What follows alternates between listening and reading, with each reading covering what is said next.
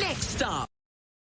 Get to, so let's kind of talk about some of the things that you'll see in this first hour. I'm super excited always to highlight young people doing wonderful things in our area. The Wooddale Junior High STEM team just won the state's competition for future cities. Now, these are our future leaders. So this competition looks for excellence in engineering, innovation, in teamwork, and I'll be talking with one of their teachers who's helping them to get to the next level throughout the nation. And on many occasions, we have covered extreme flooding, especially on Chicago's south side. Could planting trees be a part of the solution? More trees down there. I'm talking with the executive director of the Greater Chatham Initiative, as they have started a new program that aims to plant 400 trees this spring and summer to mitigate the rising water that we so often see. Also, you know, Beyonce may have told all the guys to put a ring on it back in the early 2000s, but apparently that might not have been the right time. Actually, right now, financially, might be the best time. Diamond prices are falling, and we'll talk about all of the reasons why with an independent consultant covering the global diamond industry. But first, I want to start with an issue that we saw over the weekend in Minneapolis that now has one of our local aldermen introducing an amendment to Chicago's noise-sensitive zone ordinance to update some of the language to protect houses of worship. I want to go ahead and bring in 34th Ward Alderman Bill Conway to have more of a discussion on this. Thank you so much for your time. I know you just stepped out of council. No, I did, but Anita, this is an important issue, so happy to do it. So tell me, first and foremost, your reaction to seeing what took place over the weekend in Minneapolis when the protesters stormed inside of a church. Obviously, it was a terrible thing to see, and it's important that we are protecting people who want to worship in the diverse communities across the city of Chicago and across our United States. Mm-hmm. Yeah, and let's stay in the vein of they went in a church. The ordinance says church, but you want to broaden that out. I do. So what this will allow is noise-sensitive zones to be created outside places of worship. Right now, we have them where they will happen outside noise-sensitive activities such as hospitals, and the statute currently says churches, and this will allow us to expand that.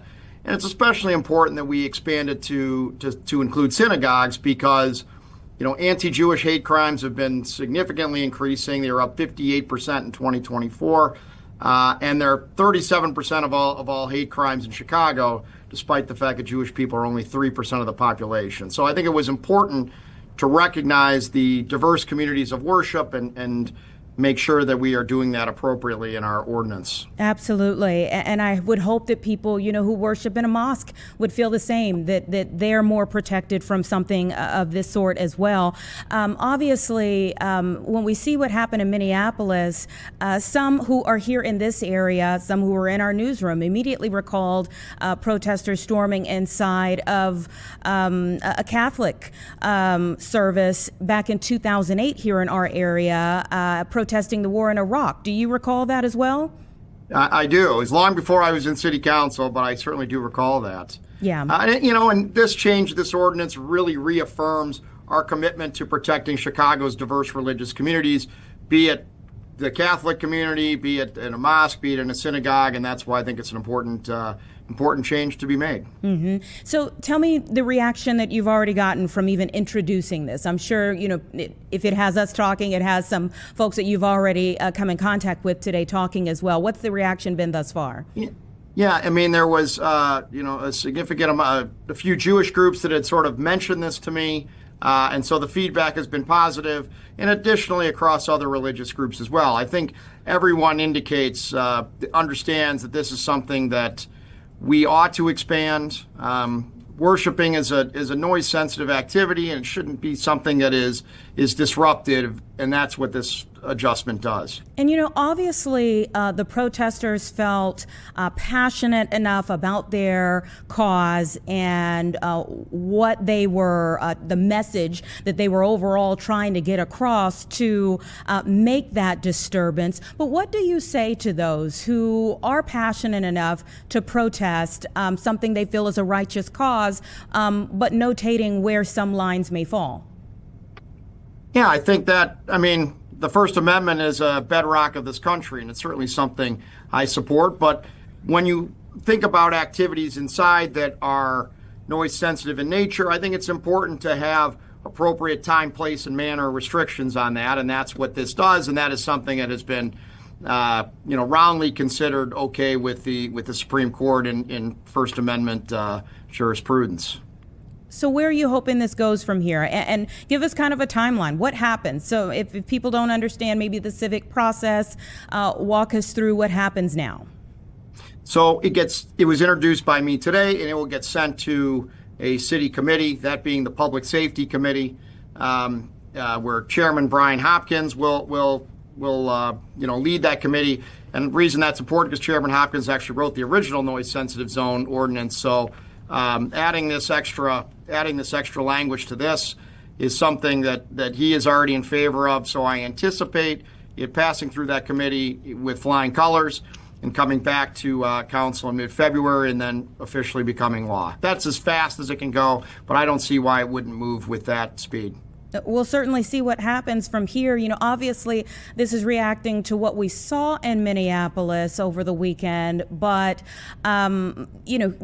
there's still legislation or the legal process from Operation Midway Blitz here in our area that's still playing out. Is there some concern, too, that the Trump administration says they're not done with Chicago, that this could also loop back around to be something that is needed when that time comes? Well, I don't think that, certainly I think it's a good thing that people are speaking out about the terrible things that ICE is doing. We had it in my community. We had a lady, or ICE pulled a lady out of a car, in front of an elementary school, and the kids were increasingly frightened. And by the way, it turned out the lady was documented anyway. So we have had a significant amount of disruption in our community, not to mention seeing ICE agents walk down the street with long guns on Michigan Avenue. It's been a heck of a thing to see. And as someone who's a military veteran, certainly react strongly to that. But certainly people will be able to continue to protest that, and I hope that they do. Well, thank you so much for your time. Please keep us updated on where things go from here. I know there were a couple of other major things that were being discussed at council today. Anything that you want to give us a little breaking news on? Well, it looks like hemp is going to be somewhere between banned and regulated in the city of Chicago. That vote's about to happen. And additionally, there is going to be there was a curfew ordinance that was put forth, and it looked like it was going to pass, but it's actually been pulled back and will be considered next month. Those are probably the biggest news items, and we'll see where they go as well. Short of the thing I'm doing, of course. Absolutely. Yours is very important as well. And yes, you're right that we've been waiting on some answers to those two topics in particular. So thank you so much for giving us a bit of an update on those. And I know we'll be getting more information from our political reporter coming up in just a bit, hopefully after there is a vote on each. Thank you so much for your time. Thanks for having me, as always. All right, you take care.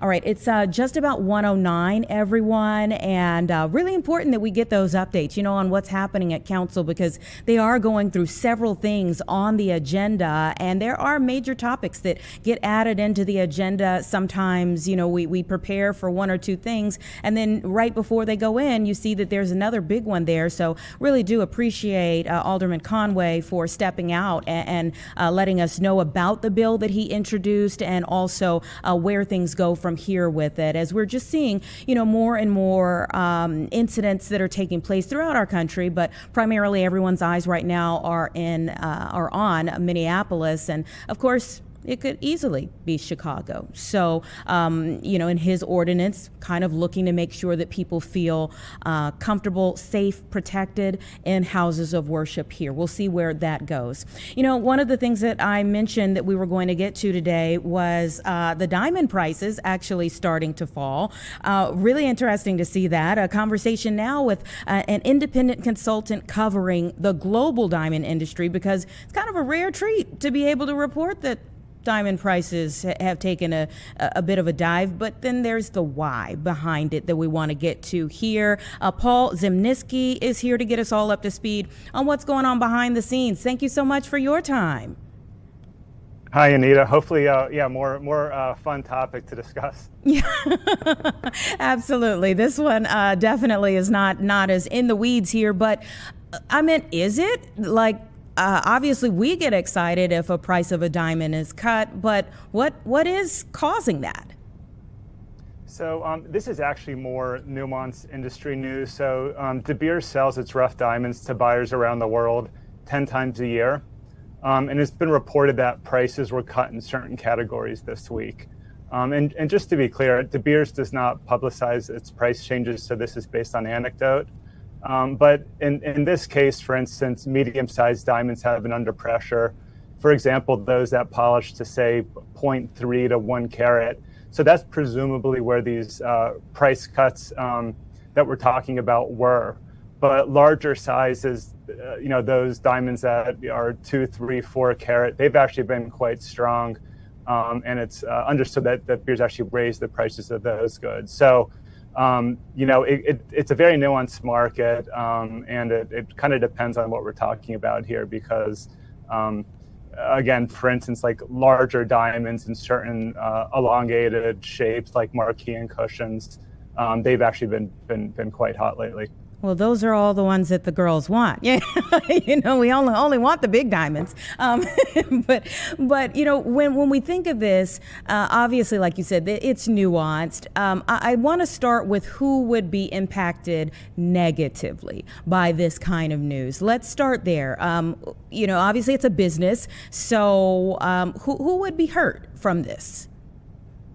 Yeah, so I mean, De Beers is the one that's ultimately selling them. So if there, what was a price cut, they're the ones that are probably going to be impacted on the front line. The way this industry works, and my understanding is that De Beers, at the end of the day, ultimately wants their customers, which are the big manufacturers that buy the rough diamonds, they cut and polish it, and then sell those polished diamonds typically to a wholesaler. So De Beers wants their customers to remain healthy. So with the price cut, presumably it's that, midstream, that cutter and polisher is the one that's going to benefit. But the seller, in this case, De Beers, would be the one that's getting, say, a lower price than maybe they received, this time last year. Yeah, very interesting there. And of course, a lot has changed since this time last year. Tell me about the impact of tariffs and what we're seeing. Yeah, so I would just say in general, the diamond industry has been through a very wild ride the last 5 years. We went from record demand for diamonds in 2021 and 2022. The last 3 years, there's been a severe market lull.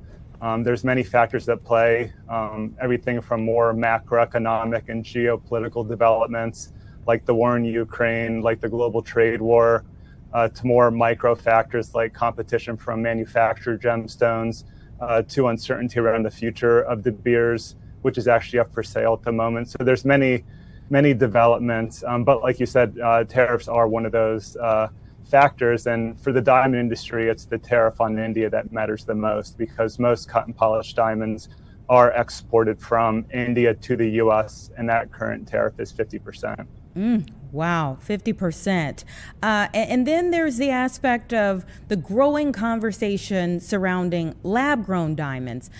Let's just start on that particular piece of this conversation with where that stands. Is it still a rising area of concern maybe for De Beers or others? Yeah, so just to be clear, so these are human manufactured diamonds. They have the same physical properties as natural diamond, but there's no rarity component. You could actually make them rather inexpensively. And the price has really come down over the last 5 years, which is when the interest from buyers really started to rise. And to just give you some context here, like say you could buy a good quality 1 carat natural diamond and it's going to set you back, say, $5,000. But you could find a similar quality, man-made or lab-grown diamond for just a few $100s, for well under $500 if you really shop around. So the price of the lab-grown diamonds has fallen quite precipitously, but the number of buyers has definitely grown, and that's had a direct impact on the natural diamond business. Absolutely. And is it worth it to the average consumer? I mean, are there some telltale differences to the eye, or that people can even pick up between the two? Yeah, so you're typically going to want a gemologist professional to distinguish. So they have equipment that allows them to distinguish between the natural and the man-made diamond with certainty. To someone in the industry, I would, look at a diamond. If it has a little bit of yellow, that's typically going to be a sign of nitrogen. That's, typically more found in a natural diamond. So there are, some ways that can kind of, maybe be a tell. But by and large, for most consumers, you're going to want a professional gem lab. The largest in the world is the GIA, and they're based here in the U.S. and California. So where do you see things going? I mean, if one of your dominant power brokers in the industry is signaling, hey, these are certain things that are kind of weighing on us, that are causing us to cut the price, do you think we'll continue to see prices take a tumble, or do you see this as a window, maybe of opportunity to some people, but a window before we see things swing back again, just basic supply and demand? Yeah, in my opinion, it's probably more the latter. The industry has been through a pretty rough patch, but natural diamonds, they're rare. They're very expensive to find. They're expensive to produce. There is something that's quite special, romantic about a natural diamond. It's 1 billion years old. It came to the surface of the earth via a volcano. So there's something that attracts humans to rare and precious natural gemstones and metals. I don't think that's going to go away, but you're definitely going to see, typical, volatility in the market. And, one of the things that, aside from like lab grown diamonds, is there something else, or are there some other things that are like trending? There's so many, this generation of people that are younger getting married especially, but maybe even older getting married, just tend to want to do things a little different, So are there some other trends that are also kind of contributing to what we're seeing here? Yeah, so I would say, with the diamond industry in particular, there are 3, big celebrities that got engaged last year: Taylor Swift, Zendaya, and Miley Cyrus. And they all got what I would say are kind of more atypical diamonds. Miley Cyrus went with, say, a bezel setting, which is kind of unique for an engagement ring. Zendaya went with an east-west setting, which is it's basically a setting that's horizontal on the finger, when typically diamonds are positioned the other direction, more vertically. And Taylor Swift went with a vintage stone and a vintage cut. It could be a diamond that's well over 100 years old. So definitely, I would say atypical trends, in that sense, and it is impacting what regular consumers are looking for. Yeah, when you see big celebrities like the 3 ladies that you mentioned there get engaged, what are some of the immediate impacts to the industry? Yes, consumers definitely start coming in and asking for similar styles. In the case of Taylor Swift, it's a vintage diamond. There aren't a whole lot of those, and a lot of older diamonds have actually been recut over the years to actually improve the light performance. So there's a limited amount of these old diamonds that were cut by hand a long time ago. So that's kind of an interesting part of the market that's really hot at the moment. Very interesting indeed. I don't know, like, what the start of this trend of this downward trend in terms of the prices, when it started. But if we think about typical trends in your industry, like a lull in prices, how long do you think it's going to be this way? Yeah, I think we're through the worst of this lull. So it kind of started when we had $7 trillion of economic stimulus during the pandemic, and consumers bought things like diamonds. They were locked in. They couldn't, go out to eat, or they couldn't travel. So they bought material luxury, and diamonds did especially well. So we had this surge in demand. A lot of retailers sold out of their inventory, and then they restocked aggressively. And when the stimulus ran out and the economy opened back up, people had, enough diamonds for a while. So I would kind of describe it as a hangover. So, we've been going through that for a few years, and I think we're through the worst of it. And then, with the lab diamonds, competing with the natural diamonds, that continues to be a story that plays out. I think, as the price between the natural and the man-made diamond get wider and wider, I think consumers will maybe start to see it as less substitutable. So that's a possibility. I mean, we're at the point now where, if you really shop around, you could find, a man-made diamond that's, 90, even 95% less than an equivalent quality natural diamond. So, I mean, I think these are all things that are, consumers are going to, be thinking about when they're shopping. Okay, all right. Well, happy shopping, everyone. Thank you so much for your time, Paul, and sharing your expertise. My pleasure. Thank you. All right, take care. 1:20 right now. Let's take a quick 2-minute break, everyone, and then we're going to come back and move along with our discussion. We've got a couple of things that we're looking to talk about within the next few minutes or so here. One would be a new program for the South Side to mitigate some of the flooding, but also we're waiting on NASA to hold a presser with those astronauts that just came back on that emergency evacuation from the ISS recently. So either one of those things we'll have on the opposite side of this break. Give us 2 minutes and we'll be right back.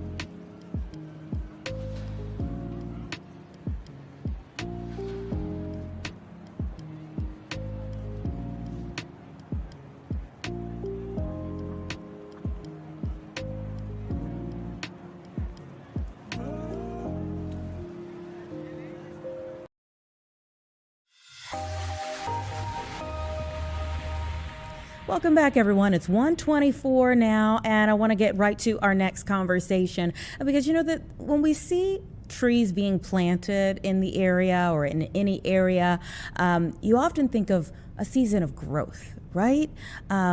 Spring, evolving, lots of things can come from planting new trees in the area, both those that you can say are very literal and those that are kind of theoretical as well. I want to bring in Nedra Sims-Fears. She is the executive director of the Greater Chatham Initiative to talk about why they're looking to plant 400 trees this spring and summer on the city's south side. Thank you so much for your time.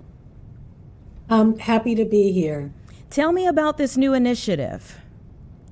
So I'm with the Greater Chatham Initiative. We're a place-based economic and community development organization, and we serve 4 communities. And this spring and summer, we're focused on the Chatham community, which is near 79th and State Street. And unfortunately, we have a long history of flooding. And it's because how the sewer system has been set up in the city of Chicago. When it was first done in the 1920s, we were at the end Chicago's sewer system, and then in the beginning, and then recently we are at the beginning of the south suburbs. And so Chatham is like the drain plug in the middle of between the two areas. And unfortunately, when we have a severe rain event, our basements are the plug that gets filled up with water. Wow. C&T, Center for Neighborhood Technology, did an analysis about 10 years ago, and they found that we had the highest number of flood claims in Chicagoland, despite the fact that we are not in a floodplain.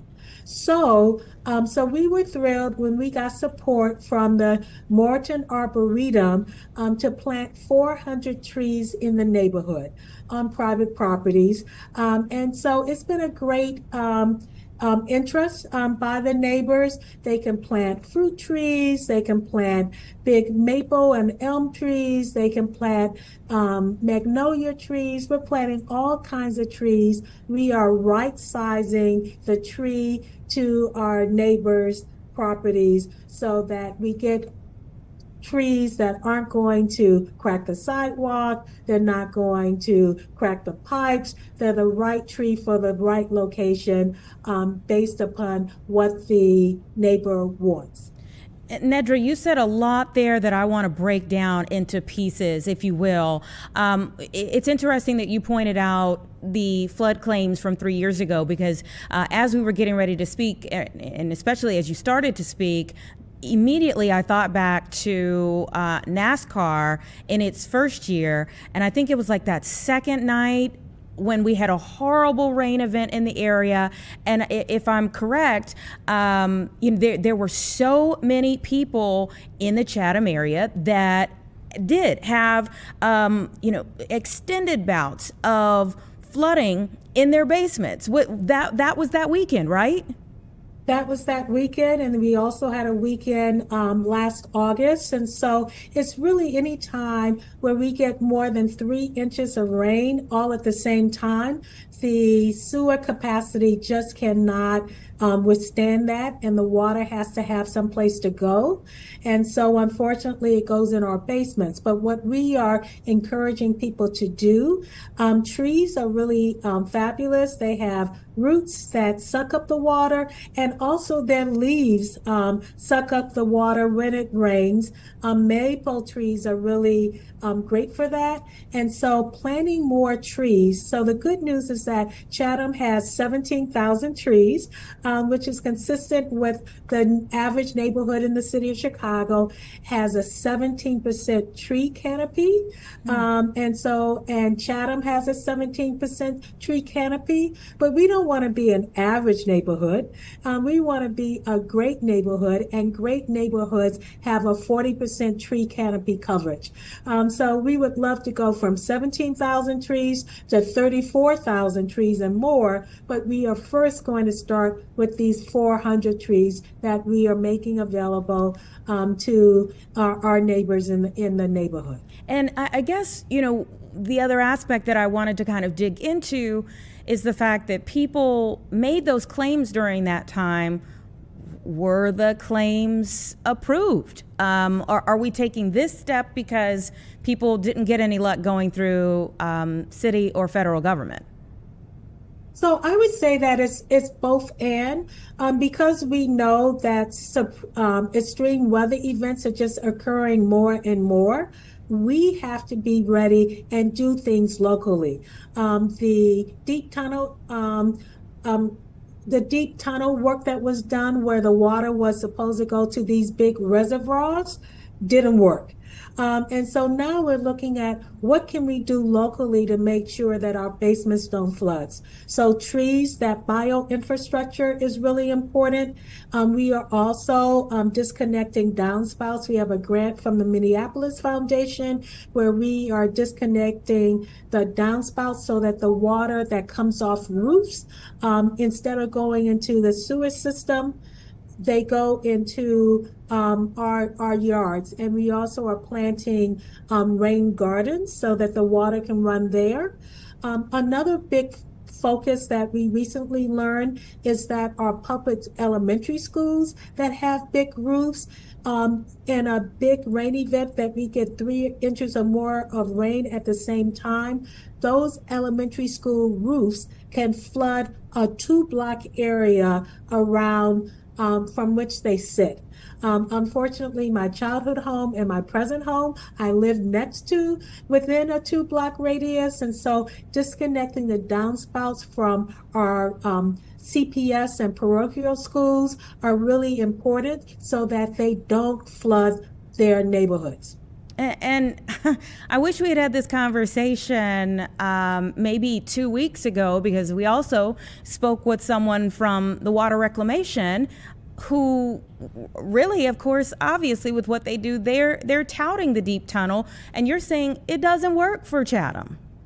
Doesn't work for us. It may work for somebody else, but they understand that it does not work. My husband's an engineer. Sometimes they get it right. This was $2 billion of wrong for us. So now we have to take it really in our own hands, working with the City of Chicago, Department of Water Management, Environmental, and the Water Reclamation District is our friend. They have admitted that it doesn't work. And so the good news is that you can't keep doing the same thing and expect different results. So now we're doing different things so that we can have results that matter here and make a difference in our neighborhood. Sure. And I love that you all are taking it upon yourselves to be a part of the solution. I just wonder if there's more that should be done on a higher level to help you all.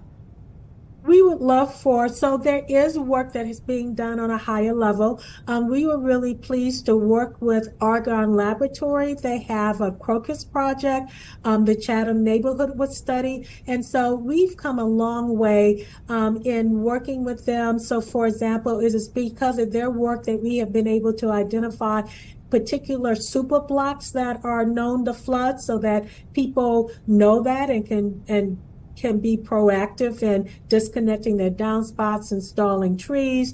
We also know what kinds of trees are those super stormwater sucker-uppers that you should plant, so that you're not, there's hundreds of trees that you can plant, but there's specific varieties that you should use, and we know what those varieties are and what works in our neighborhood, and that's been through the work of Professor Max Berkelhammer and Miguel Gonzalez at University of Illinois.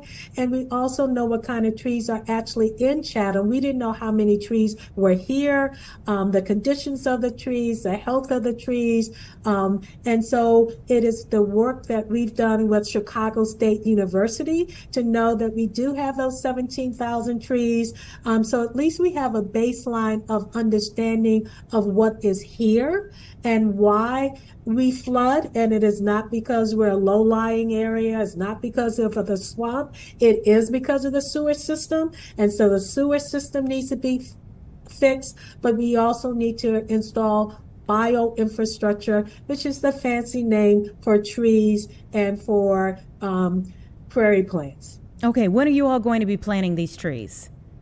We are planting the trees in April, and so we are really excited. We're planting them on private properties, and that some of the properties haven't had trees planted since they were developed in 1920s.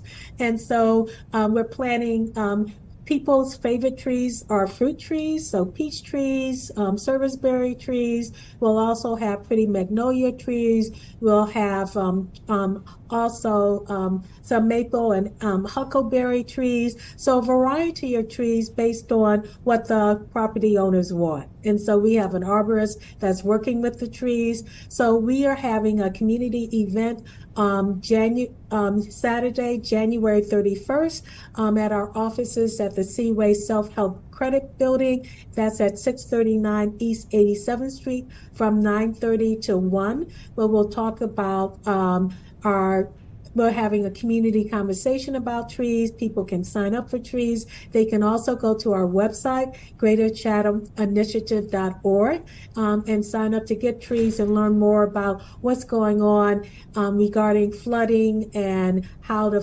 abate flooding in our neighborhood using various trees and disconnected downspouts, putting in rain gardens and rain cisterns. Nedra, it was so wonderful speaking with you.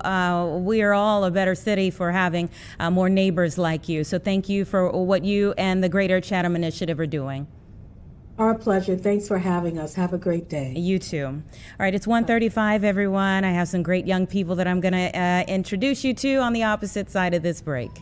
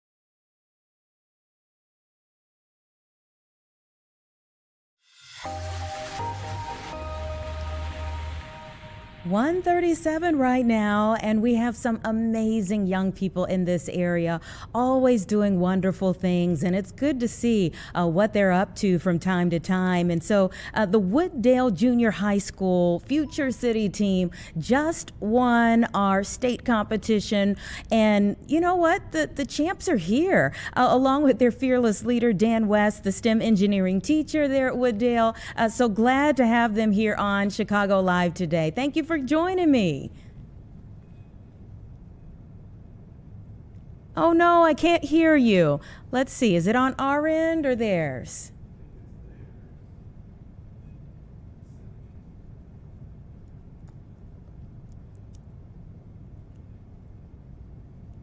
Well, the picture's a little brighter. Still don't have the volume just yet. Still working on that. As we work on that, though, when we talk about the future generation here, this particular competition, they look at excellence in engineering, innovation, in teamwork, and this isn't just the first time that Wooddale has come out on top for the state of Illinois.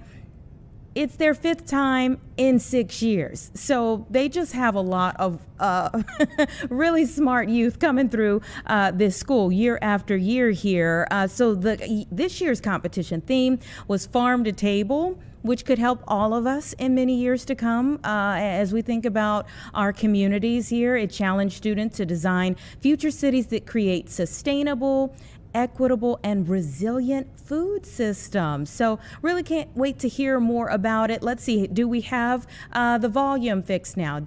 Dan, can we hear you? Nope, still can't hear you. And we can see that the students are there ready to go. Obviously, they would want to, tell us all about their competition that they've already won and the one that they're getting ready for. So they're preparing for the national finals. That's going to be in February. We hope that they will come out on top there as well, but they're going to be refining their project that they won from here in the state of Illinois at that time, and then showcasing their vision for the future alongside other middle school students from around the world. Our representatives from right here in Illinois going on to showcase what they have come up with around the world. So they're doing amazing things. Let's see, in 2026, this year, teams from China and Bangladesh are going to be a part of this. I mean, this really is amazing stuff that they're up to here. They're going to be exchanging ideas, of course, experiencing diverse perspectives, which helps them all in the years to come in their lives. And they'll also be exploring global approaches to shared challenges, which should help as well. It's always good to be able to have young people that are able to open up their minds to other communities, other cultures, to help us in the years to come. So we love what they've already been able to do. We are wishing them the best in what is to come. Dan, I'm going to try one more time to get volume from you. Do you have it? No volume yet. Let's take another quick break and see if we can't get the volume worked out. If we can, we will bring them back after this.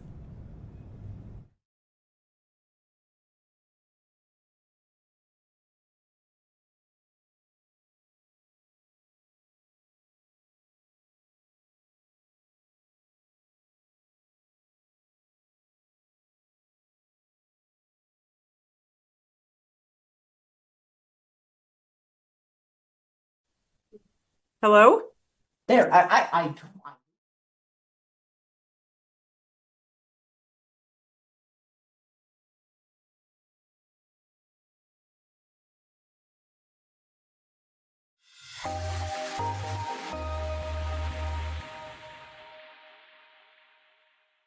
Worked out the volume, and let's go ahead and bring back in the Wooddale Junior High STEM team here. Thanks so much. We've got it all together. Yes, all of you all are together, along with your teacher, Dan West. Welcome to Chicago Live. Thank you. Sorry about that. Oh, it's quite all right. I'm glad that we have the time still to have this conversation. So first and foremost, congratulations. Thank you. Thank you. Tell me about the competition. Well, we were up against, it was a total of 16 schools, including ourselves, and after 2 rounds of judging for both our special awards and for our placement, we found out we came on top. But it was definitely an interesting competition overall. I'm sure it was. Listen, you all are pretty far back from the camera, so I'm going to need to use your outside voices here. Don't be afraid to talk very loud. We had so much fun at the competition, and not only we got to meet so many amazing people and adults in our area, but we also just got to make so many new friendships and evolve the friendships that we already had. Yeah, I think that's a really special part of it, not only bonding as a team, but also meeting some new people. And that was from around the state. Now you're getting ready to meet people from around the world. How exciting is that?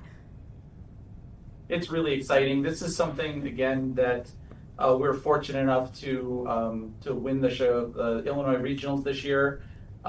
This will actually be Annabelle's second time now going to DC. And Maya and Dominic, this will be their first trip to DC. The Future City competition is just such a great opportunity for these kids to tackle real world problem solving. These problems are the types of things that they're going to be dealing with for the rest of their life. So it really does immerse them into this problematic world that we do have. And the kids come up with some incredible solutions to these problems that we have.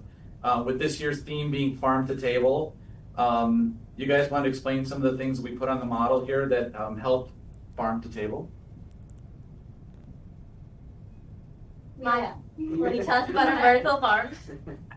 Well, we added vertical farms, and they're basically vertical farms that Don't worry about it. that just grow according to sunlight. So they compress about 1.5 acres of horizontal farming space into roughly 1/3 of an acre growing vertically. So it saves space, which we can use to restore habitats. And because we built them so close to these, which are our residential towers, you can just basically walk out of your front door, grab some fresh fruit or vegetables. Wow. We also have our vertical rice farms, which grow rice vertically as well to save space.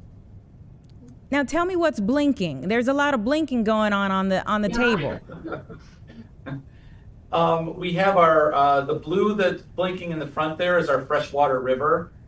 We have what's called an osmosis energy source. So what happens is the fresh water goes towards the salt water and it goes through a membrane and it actually generates electricity.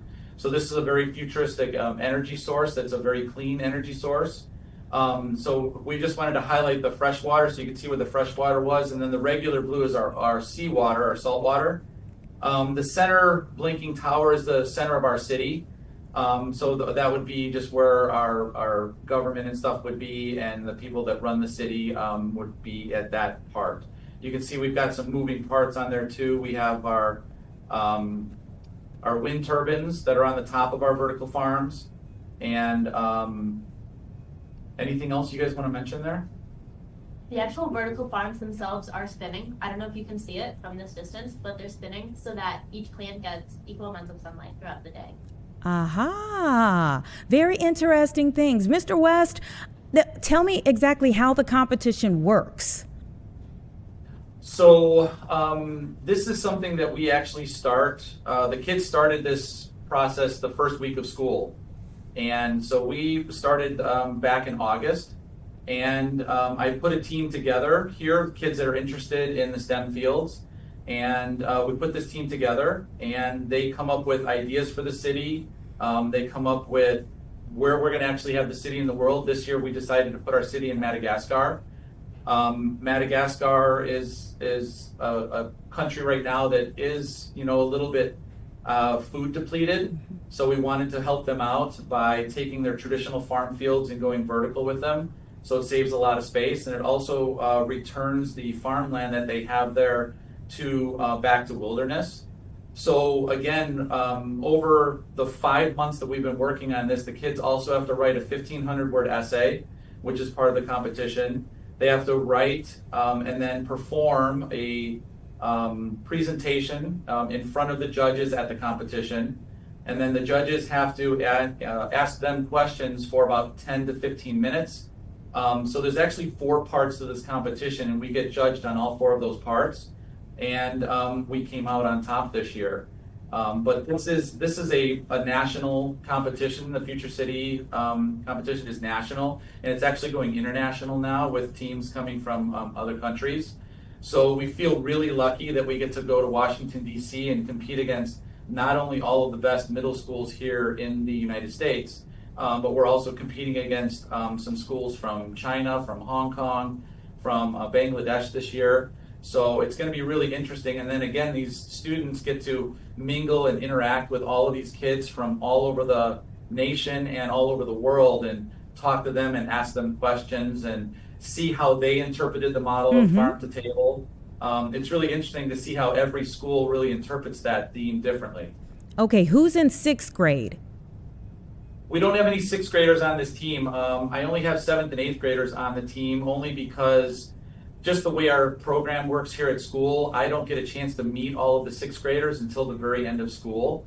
So I can't put them on the team when I don't even know who they are yet. Sure. So, who's 7th grade? School, it's just the 7th and 8th grade after school club that the kids do. The kids put on all of these hours after school on their own time. Who's in the 7th grade? Raise your hand. Who's the big dog 8th graders? Love it. Listen, I am so proud of you all. I am wishing you all the best at the next level. Do you feel ready for the next level? Yes. I think so. Absolutely. I think you all are going to crush it. I mean, clearly you're very smart, very talented. And when we see you all and listen to you all, we know that our future is safe, in safe hands. So thank you all for joining us today, showing us a little bit of what you've been working on. Has it been really hard? Yeah. Absolutely. That's actually something that I tell them, like one of the first days we meet, I tell them, because I don't want to sugarcoat it. I said, this is probably going to be the hardest thing that you guys have ever done. But I said on the flip side of that, it's going to be one of the most rewarding things that you've ever done. Yeah. And I just get to see these kids grow throughout this 5-month period. And you get to see the city grow from, this city is all made out of foam. And you would never even notice that or know that when you look at it the way that it is now, the way that they've painted it and decorated it to make it look like a finished city. It's just such a neat process. And like I said, the Future City program is just, I don't know of anything else out there that really lets these kids deal with these real world problems the way that Future City does. Yeah. What was the hardest part? Oof, that's a tough question. We did have a lot of bickering between teammates. And being that I was on the team last year, I have gotten to experience a small team of 8 like last year. And this year we had 16 people, which is twice as many as last year. And so we did have some conflicts between people. However, in the end, we were able to mediate some fights. I think the biggest problem we had was the motors. The motors that we had working on this, it took us probably a month, maybe 6 weeks to try and get the motors to work the way that we wanted them to work. Because we actually have another side to this city, which made this one of the most unique models at the competition this year. Did you guys want to go ahead and flip it? So this model actually flips, which is something very unique. Whoa. And there's a second city all the way underneath. Whoa. And this is something that we do in the middle of the presentation, so the judges don't know it's coming. So building this double-sided city was definitely one of the most difficult things we've ever taken on. Because we had to work on 2 of these models at the same time, and then try and marry them together with moving parts and lights and things. That was absolutely the most difficult thing that we did with this one. Listen, my producer is a Stranger Things fan and sees he sees some semblance of resemblance there. Is that where that came from? Yes. The upside down. The upside down. What you're looking at here is actually our before. So this is what Madagascar would look like present day sort of thing. And then when we do the big flip to the judges, then we show them what our city would look like in 100 years. So then that's what you saw with the first city. Wow, this is amazing. Okay, walk me through what I'm seeing here. Go ahead, you guys can talk about what you see there. Loud. Well, these are the current farm fields that we have. I got the chance to make them myself, or at least cover them up with some sawdust, which is a long process of essentially painting just spare sawdust and using that to cover most of the top of the city. The green space here, and the covering of the field and our rice paddies. So it took a long time, but it was definitely worth it. I played a big part in making the current day rice paddies, which are just painted blue, and then we put green sawdust on to represent the rice. I had to rip off the string and re-glue that at least 2 or 3 times. That was absolutely wonderful. And Maya, talk about what you do with the houses. Well, I added smoke to the houses to represent how smoke is entering the air and polluting pretty much stuff. We also have our pride and joy, the mid side of the city. Bill the Windmill, as we named him. Mill in the city. Yeah, we actually mentioned him in our presentation as well, just get a little laugh out of the judges. He is a little sad looking, but we wanted him to look sad. We love Bill. Bill is our friend. Are our 7th graders ready to lead the team next year? Are you? I would say it's probably going to be scary, but I feel like mentally I'm prepared. Yeah. Mm-hmm. Better. So, yeah. Lots of great lessons, and hopefully you had some good mentors in the 8th graders that helped you to prepare for next year. I mean, obviously, you still got to get ready for next month, but we're thinking forward for you for the 7th graders. Hopefully, you feel ready to take the helm next year. Yes. Listen, I think the world of you all, and this is really tremendous to see what you all were able to accomplish. Back to Mr. West, how do you motivate the students to stick to it and to see it through? That is difficult. Trying to keep 7th and 8th graders focused for 5 months is no easy task.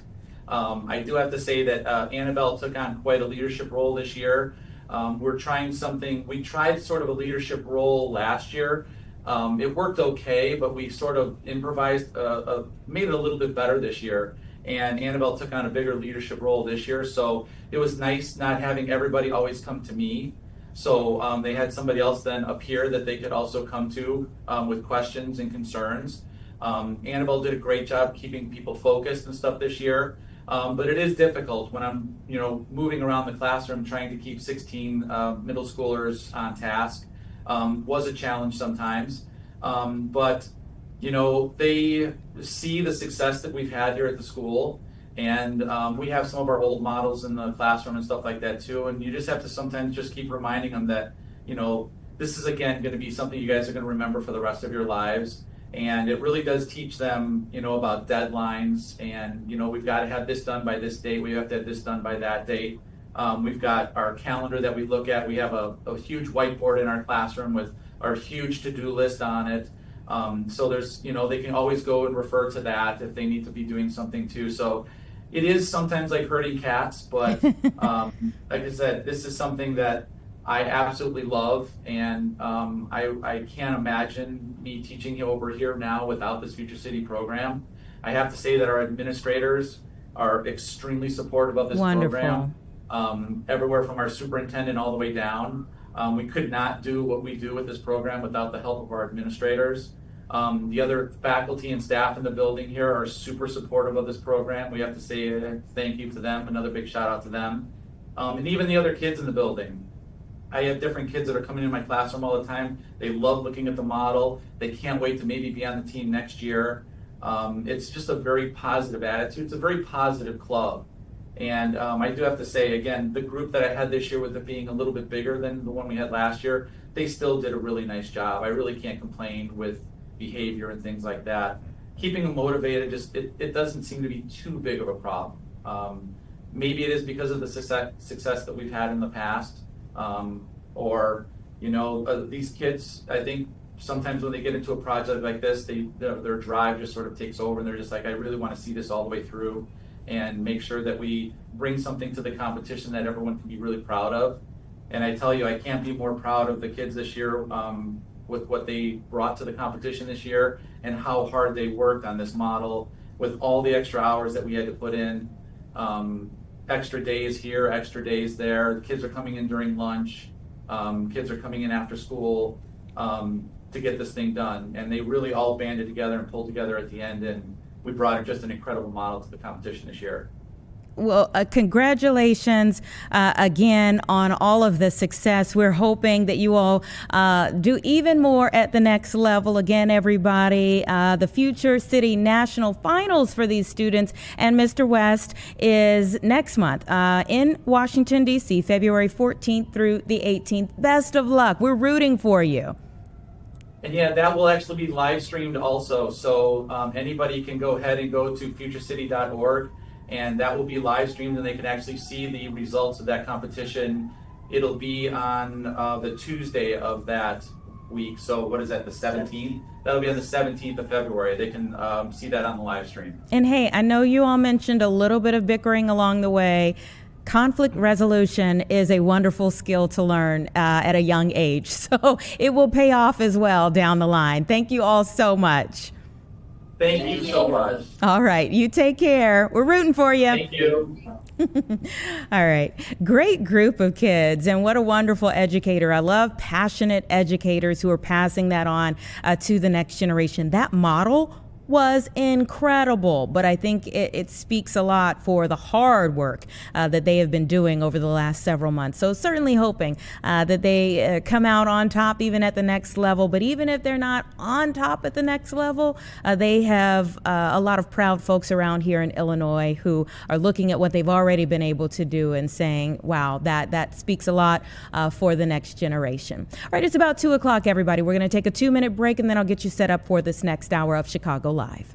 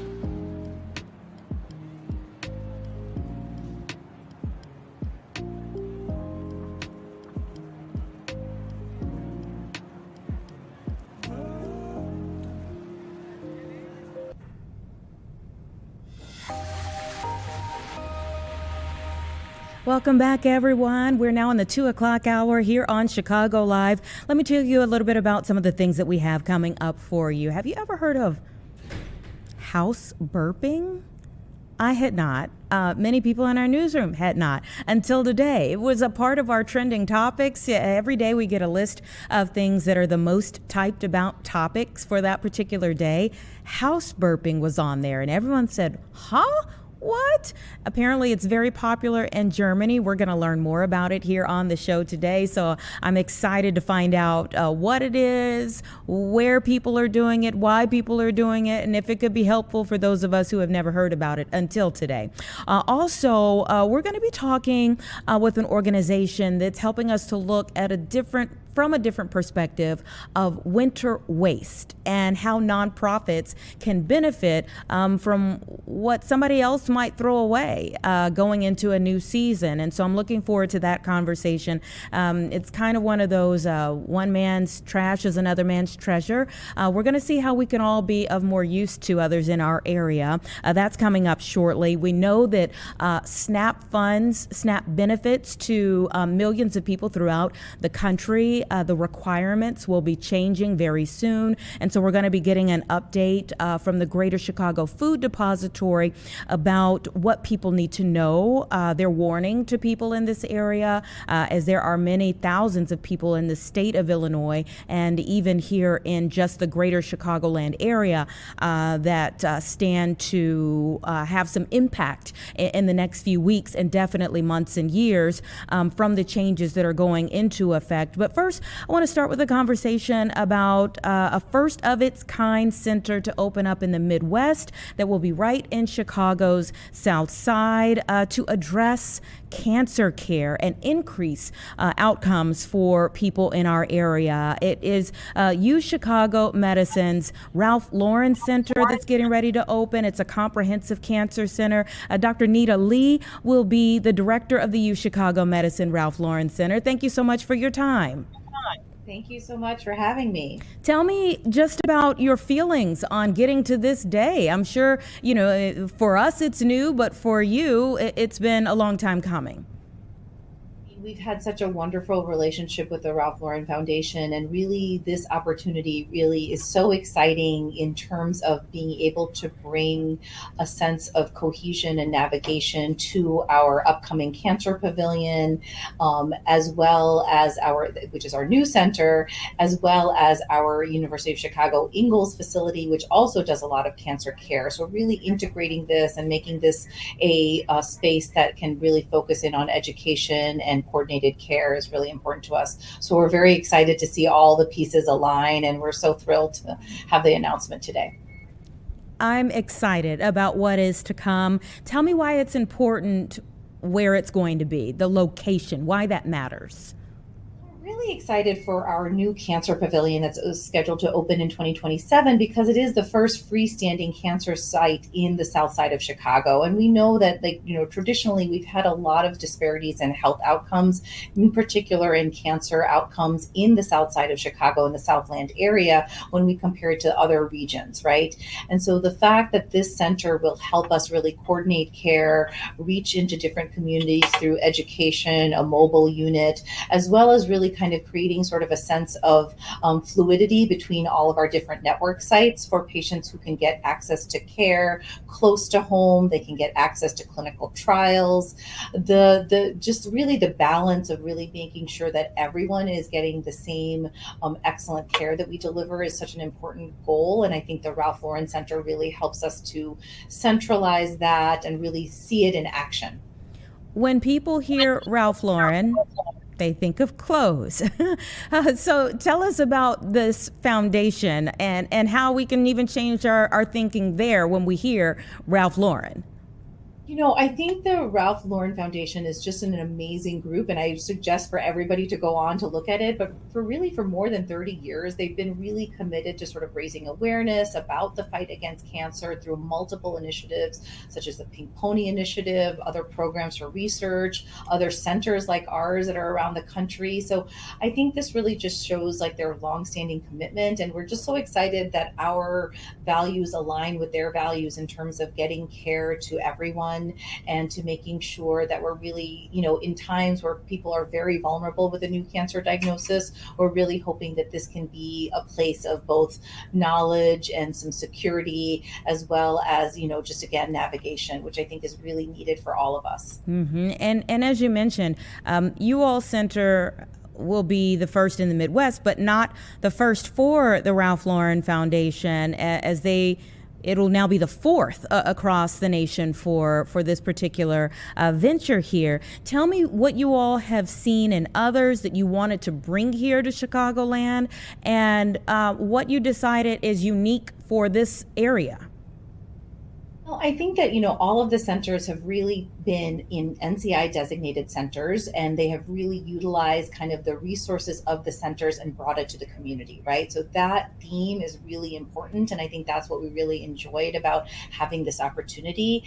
I think our center will be unique because we're going to be housed in two different locations, but really be providing sort of very similar care across that. So at the Ingalls campus in Harvey and our Hyde Park main campus, which will be our new cancer pavilion. So I think we're really excited about that model of really thinking about meeting people where they are for their care and realizing that people may need different things at different points of their journey, from either screening to diagnosis to survivorship care and beyond. And so this idea that we really are trying to make it even more mobile with our mobile unit and more mobile between our two sites are something that we're really excited about.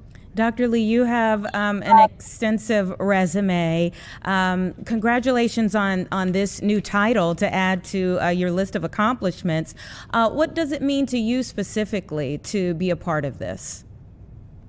Really a team effort, and it's been a huge vision along all of our administrators, nurses, our community health workers, our practitioners, our PAs. We've all been, as cancer care practitioners, we know when things go well and what are our wish list of how to support patients best. And this center, through Ralph Lauren's help, is really going to be able to provide that, or our goal is to strive towards that, right? To really kind of think about the care that you would want to give to your own family members, and how do we share that with others? Yeah, and I meant this grant, the $25 million commitment from the Ralph Lauren Corporate Foundation is amazing. I'm sure many others would move heaven and earth to want to get that same grant, and that type of commitment from a foundation like this.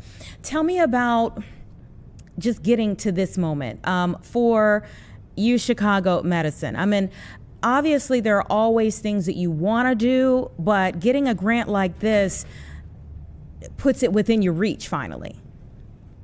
I think that, obviously Ralph Lauren has supported with their 25 million commitment, across the country, so many different programming as well. And we're just excited to be a part of it because I think it really helped us to capture and articulate what is needed. And so we were really able to work and talk with different teams who are already providing excellent care about what are those vulnerable points of transition, where can the center really make a difference. A lot of the Ralph Lauren Foundation centers are really based off of the idea of appropriate and adequate and really supportive navigation towards best care practices, right? And so we really want everyone who experiences a cancer diagnosis to understand what their options are, be educated, have their families be educated. So we're really seeing this as an extension of our ability to kind of share what we do well at UChicago with the community in a way that people want to see it in different locations, through different types of education programs, through our community health worker program. So we're really excited that this will be a real sort of joint venture for our organization and for our cancer center. And that pavilion that you mentioned opening up in 2027, as I see, will be 575,000 square feet for the tower. And it's going to obviously have the cancer care and research that you spoke of, but I want to break down a few things here. It says providing access to advanced services such as the Carol Bransky Breast Center. Tell me about that particular piece of it first. What we're really trying to think about is holistic care. So a breast center would include both imaging, but it could be including sort of genetic testing will be nearby for those who need genetic testing, having mammography and diagnostic, tests that need to be done, such as biopsies, or even places for people to have access to sort of holistic support, such as supportive oncology, whether that's physical therapy or nutrition or acupuncture.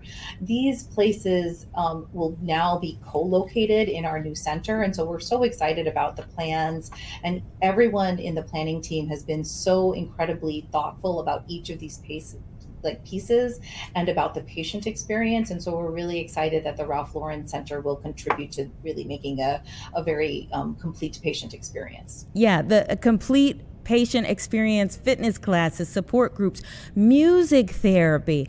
Talk about adding in music therapy as a part of the holistic approach. I think that, we have many cancer support organizations, local community organizations that actually do a lot to support their own clientele, their own community members. And we really want to use this as a place to kind of think about the fullness of what somebody who's going through a cancer journey may need. And art therapy, music therapy, all of those things are a component of it. Now, obviously not everything is for everyone, but being able to kind of have the ability to kind of explore those ideas with our community partners and with the work that we can do is just very exciting. We're really thrilled. It really is exciting, and I definitely think that music is healing for so many people in many different ways. Have you all looked at this to be able to have an expectation of a quantifiable impact that this will make? Yes, we're actually very, proud of the fact that we've also built into this and building on some of the metrics that we keep track of in terms of navigation, about people who are reached, about transportation services provided. So we have a very distinct plan for both metrics for evaluation related to both screening, both our navigation and sort of outcomes for patients. Well, I certainly hope that it has a wide range of positive impacts in our area for many years to come. Congratulations on the new venture here and serving as the program director, Dr. Lee. Thank you for taking time out for us. Thank you. This is such a team effort, so we're excited to get started. Please keep us updated. We will. Thank you. All right, take care. It's about 2:15, everyone. Let's take a 2-minute break and we'll be right back.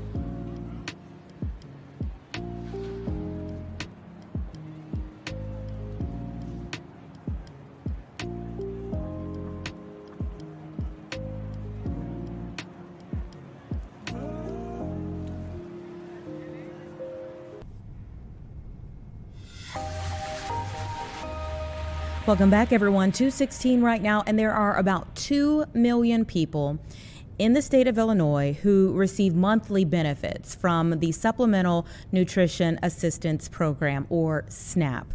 Come February 1st, there are big changes to that program. So Cameron Matson, the manager of communications for the Greater Chicago Food Depository, is joining me now to talk a little bit more about the changes on the way and trying to wade through that water with people who are in, kind of a volatile time. Thank you so much for your time. Thank you so much for giving air to this. This is an important story, so we're really grateful you're getting this out to SNAP participants throughout the area. Very important story indeed, and you all have been such a help and a wealth of information for so many people who need it. Tell me a little bit about how you prepare for this time. Well, what's interesting is we had a really sobering preview of what is coming in November when the government shutdown happened and they interrupted SNAP benefits across the board. And during that month, the Greater Chicago Food Depository, through our network of more than 850 food pantries, soup kitchens, and shelters, we served more than 240,000 household visits, which is a record in our almost 50-year history. So that gives you a hint at how important SNAP is. And so what's amazing is that volunteers, donors, advocates saw that need and have really been stepping up to the plate. And we're going to need that because the need is going to spike again. Food insecurity was already elevated, and this is not going to help. It's only going to make it higher. Yeah, and food insecurity was elevated for many different reasons this year, or in the past year. Yes.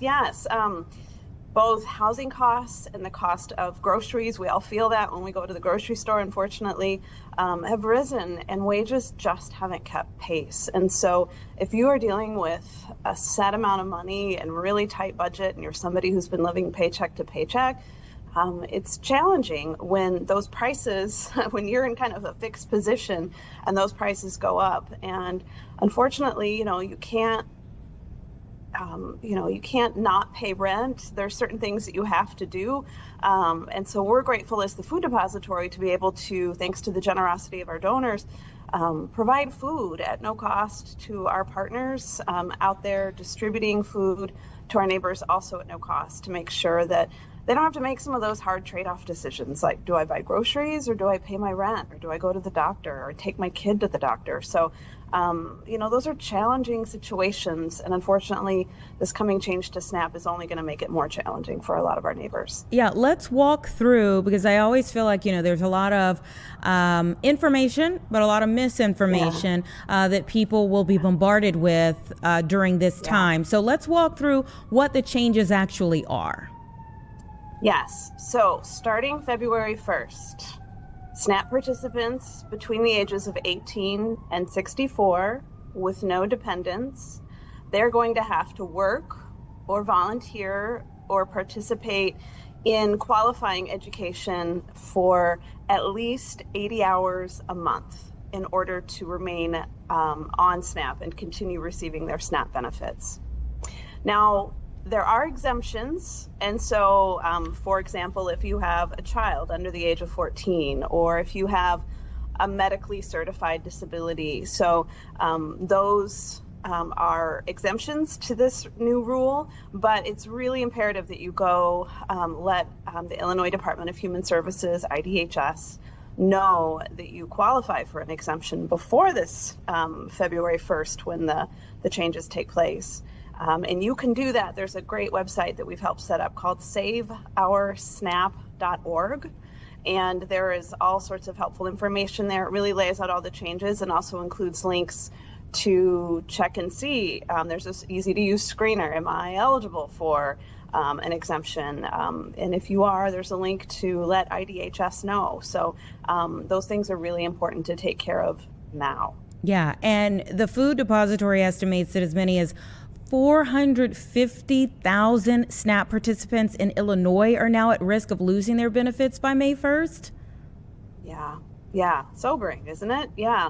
Thankfully, that number has started to inch down as we've gotten the word out, and as people are starting to let IDHS know that they qualify for an exemption. But we know that there are more people out there who are on SNAP who do qualify and should let IDHS know. So we're really trying to sound the alarm. And so thank you for having us on today and getting this conversation going, and hopefully reaching a few more people who need to know and need to take action right now. Absolutely. I think this is important on many fronts because, one, people need to know what the impact is. Sometimes you hear a headline on the news and you may not really know what's behind that, especially if you don't think it's going to affect you. But affecting that many people in our community and throughout our state, people need to know about that.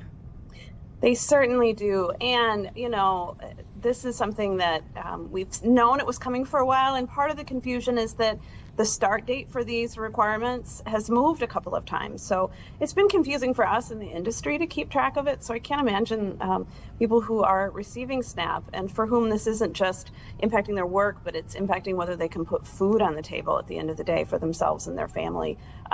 This is difficult. And so we want to really cut through the confusion as much as possible and make sure that people know. So yeah, saveoursnap.org. It's a great place just to get the latest information, because if you are unable to meet those work requirements, if you don't meet that within 3 months, within 3 years, you will be removed from the system and you won't receive SNAP anymore. And we don't want that to happen to anybody. So we're really working to make sure that people up their hours, volunteer, And if you are doing those things, you also need to let IDHS know that you are volunteering. So it's really important for people to reach out and make sure that IDHS knows what's going on, knows how many hours you're working, how many hours you're volunteering, to make sure that you are really checking all the boxes for them so that your SNAP benefits are not interrupted.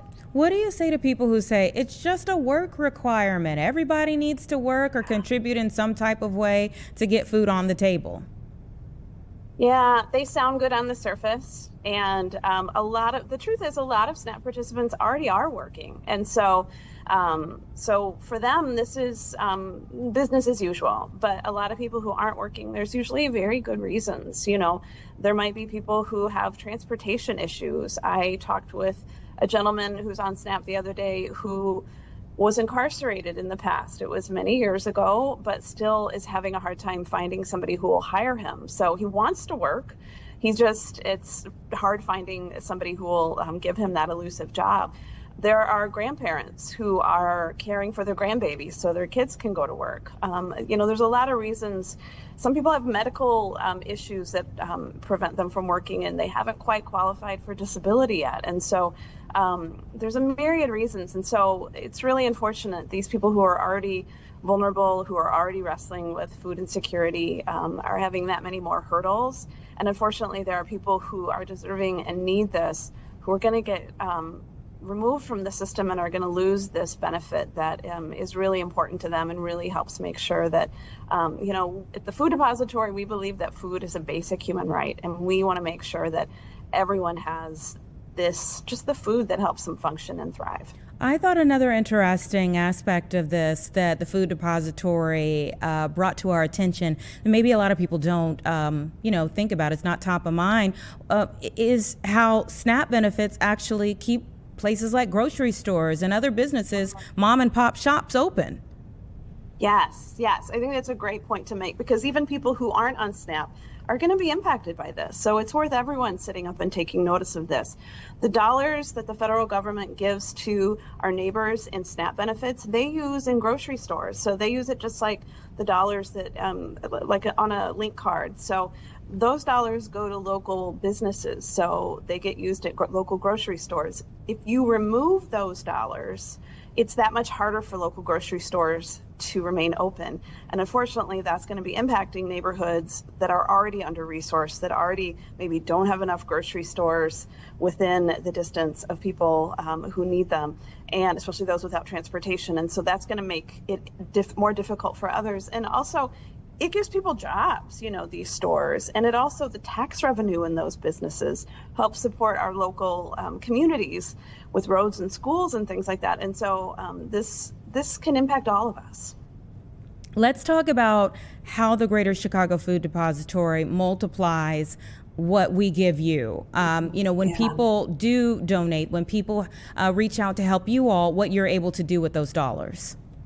Yeah, thankfully, because we are working on such a scale, because we are providing food to more than 850 food pantries, soup kitchens, and shelters, we're able to buy food in bulk, and we can get really good deals, so we can make those dollars stretch. We also have great relationships with food producers who will donate food to us, and so we are really able to make good use of those resources. On average, for every dollar donated, we can purchase the equivalent of about 3 meals. And so those dollars really do make a difference, and we really need them right now. Right now, as we know, the need is going to increase. We're really encouraging anyone who can help to volunteer, to donate, to advocate. We need people raising their voices so that people are aware of these changes, and so that our elected officials know that we're not happy about some of these changes and other changes down the road. Hopefully they will, consider another path.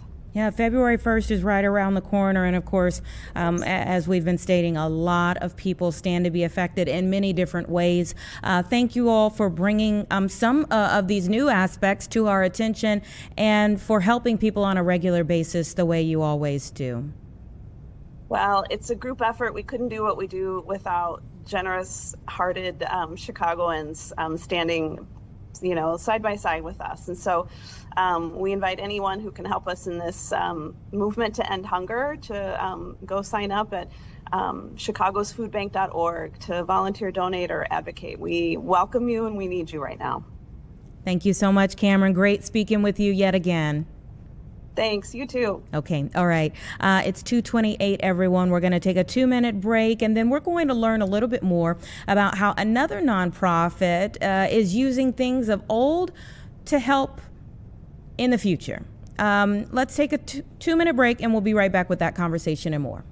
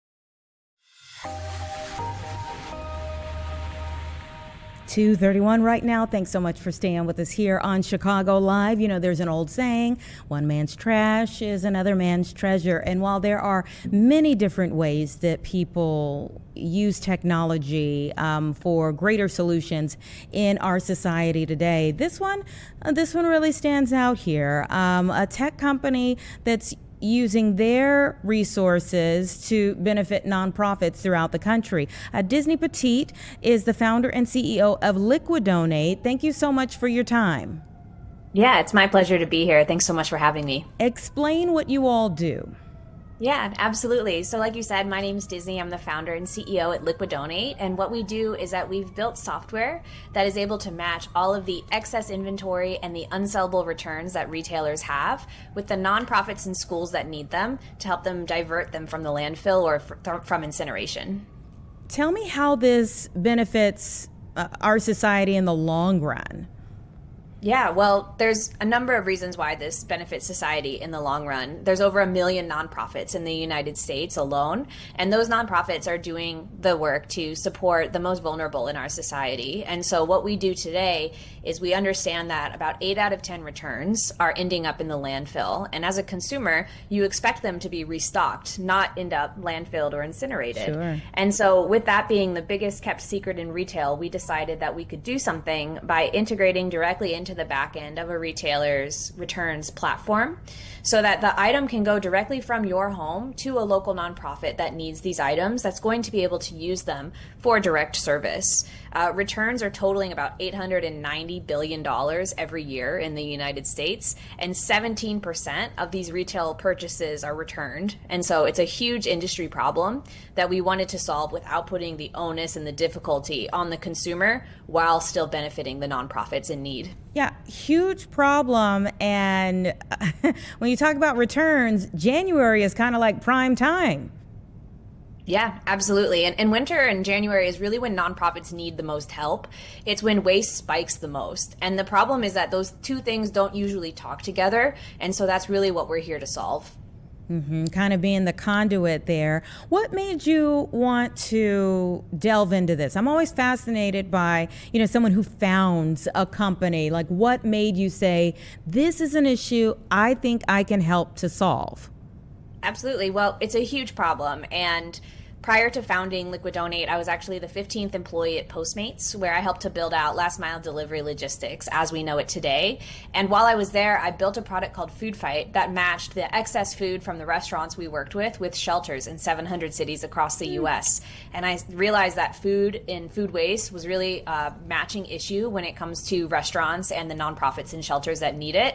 And so once we were acquired by Uber, and I wanted to found my own company, I knew retail waste was a huge issue that I could solve, and food was the most difficult thing you could move. And so I figured, what's the next most difficult thing to do with my life? So I figured I should start Liquidonate. Okay, you were just pretty tremendous there. That is pretty outstanding. Just your thought process, but then also taking it from a thought to an action. Yeah, absolutely. It's definitely the most difficult thing that I've ever done, but it's also been the most rewarding. I mean, returns really are a problem that are unseen by most folks that are buying something. And a return doesn't mean that something was broken. Most of the time, it just means that it wasn't the right fit for the customer for whatever reason.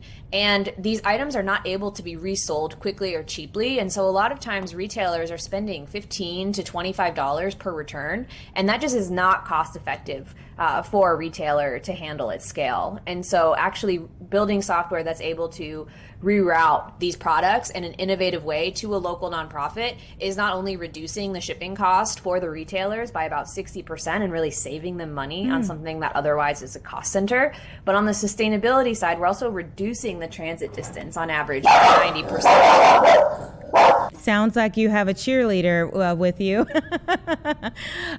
Tell me this, how do you connect with these companies and the nonprofits? So our software is able to determine exactly what the nonprofits need based on what they've input into our system. So any nonprofit is able to go to our site and register and let us know the types of products, the quantities that they would like to receive. And then we work directly with the retailers that have excess inventory and unsellable returns. And all of that works directly through our software, through a matching algorithm that we built to make it cheaper and easier for retailers to donate than to landfill. Now, are there things that we as the consumer need to be doing differently? We would love for consumers to return less product. Ultimately, with the system being 8 and 10 returns on average being what ends up in the landfill, we know that people are engaging in things like bracketing, where they'll buy 3 sizes of something and the plan is to return 2. Most of the time, the customer has no idea that those other 2 items are likely to end up in the landfill, even though they're still in perfectly usable condition. And so we would encourage people to shop locally and to support companies that are using companies like Liquidonate to help them increase their environmental benefit and decrease the amount of waste that is going in the landfill. Wow. And are there some places, some markets you're still working to get into? Like, what's the reception been like to all of this?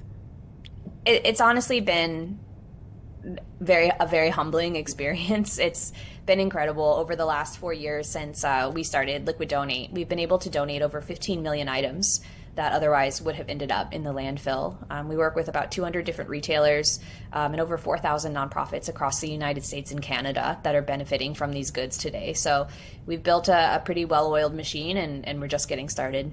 What's the feedback been like, though, from especially the nonprofits that are benefiting this way, but even like the companies, like you said, ultimately you're saving them money? Absolutely. I mean, we knew we needed to make this a win-win-win in order for businesses to adopt something so new and so innovative. I mean, even 4 years ago, if you asked a retailer if they would donate their returns, they would ask why. But we were just recently in New York at the National Retail Federation conference, and we had retailers coming up to us and saying that, hey, we actually know that donation has the highest ROI of anything that we could do with our returns today. So the tone has changed significantly, and I think a lot of that has to do with the nonprofits being so receptive to receiving these goods and providing so much quality feedback and photos and impact stories that these companies are able to share with customers, especially Gen Z and millennial customers that care a lot about what happens to these physical goods. Yeah, were the companies were the retailers even aware of their footprint where this is concerned? I mean, you can think, okay, well, we can't restock this item for whatever purpose, but were they even fully, the many that you encounter, are they aware of how that adds up? Not always. I think that most retailers are shocked at the size of the problem. Like I said, it's an $890 billion problem every year. And if you're not the person in the organization that's responsible for seeing the warehousing, seeing the returns, looking at that part of your balance sheet, you probably don't know that this is even happening. And so we've been bringing a lot of awareness to this issue, and we're actually excited to see that there's a regulatory process that is coming into effect in the near future that is also going to require these retailers to take a look at this and be responsible for the end of life of the products that they're putting into the market. So there's a lot of tailwinds moving in the right direction here, and we're excited to get more retailers on board. And you've talked about the importance during the winter months. Obviously, coming after the holidays, we get it. But how do you take that message year round? The problem exists year round. Returns happen a lot during January. Some people call it Returnuary because people are returning so many items from holiday gifting. But the problem really resonates year round. It doesn't go away. It just goes up significantly during the winter months. And winter is also very brutal for nonprofits. I mean, we just heard from the food bank, right? And demand goes up during these times, and donations usually go down, and costs like heating and transportation are spiking. Nonprofits consistently report winter as their highest need and lowest supply season. And so items are in need, even though these items are going back at mass to these warehouses. We know we could be routing these to the nonprofits and schools that need it. Yeah. We were speaking earlier with a group of students who were creating a future city, and I wish that they could meet you, because to me, you are them. Maybe 10 years later, you are them in terms of young people who see needs in society and figure out new ways to solve the problems that we see. Well, that's very kind of you to say, and I did watch that segment, and I was very proud of them, and saw a lot of myself in them, and I know that they'll continue to be successful. There's a lot of problems that are in this world today, and I think really focusing on something that you're passionate about can make a big difference in how you live your life and how you impact the future for others. Yeah. Super proud of you for Liquid Donate in its 4th year and all that you've been able to do in that time. Be it that you have a brain like yours, are there some other issues you see that you're trying to solve with tech some kind of way? Well, the food recovery issue is definitely something that's near and dear to my heart. I mean, almost 40% of usable food in the United States alone ends up in the landfill, and that's just not something that should be happening when there's people that are hungry. So food waste is something I'm really passionate about. And then now on the retail waste side, it's just really important to make sure these products are not ending up in the landfill. And I think the one thing that I have learned is you have to focus. You have to focus on an issue that is really important to you and be passionate about that. If you try to boil the ocean, you won't really get anywhere. So lots of things that are important to me, but really focusing on this issue today. Smart. Thank you so much for your time, your attention to this matter, and best wishes in the years ahead. Thank you so much. It was really a pleasure to be here, and we would love to talk again. All right. Keep us updated on ways that we can get the message out there. Thank you. 242, everybody, and it really is really interesting to see how people take a problem in society and say, I think I can solve that. And especially as we, see younger generations use technology to do it. With so often, almost every day, we have at some point a conversation about things that go wrong with technology, how technology is used for nefarious purposes. But it's wonderful when we get to see how it can be used for good, like this, turning things that are waste and helping with needs in society. I think it's fantastic what they're able to do. Let me ask you this. Have you heard of house burping? I hadn't until today. If you hadn't until today as well, we're about to get an explanation. Give us 2 minutes. We're going to come back with that conversation.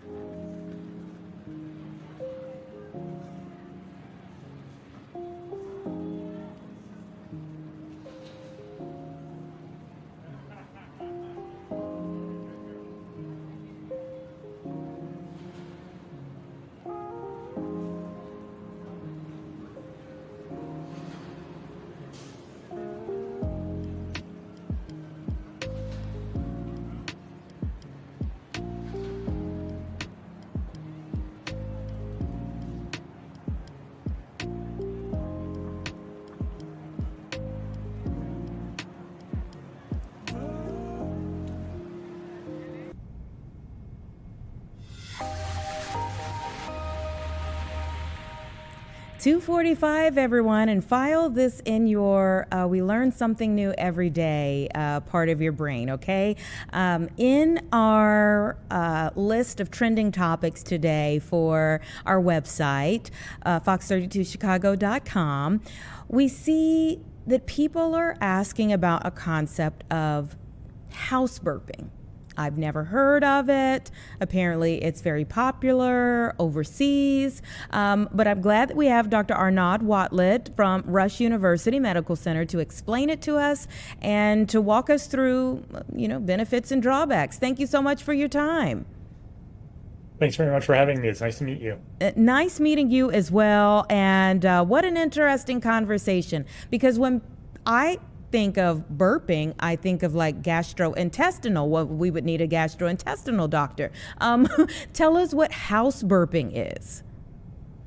Yeah, so it comes from actually a German word called Stofflüften, which means shock ventilation. And I think the burping idea here is you're getting air out of the home quickly. And the way it works is you would open the windows or your doors of your home, ideally several of them, to create a draft within your home. Do so for about 5-10 minutes at a certain period of the day to pretty much flush out the stale air that's been accumulating in your home for the past several hours and replace that with fresh outdoor air.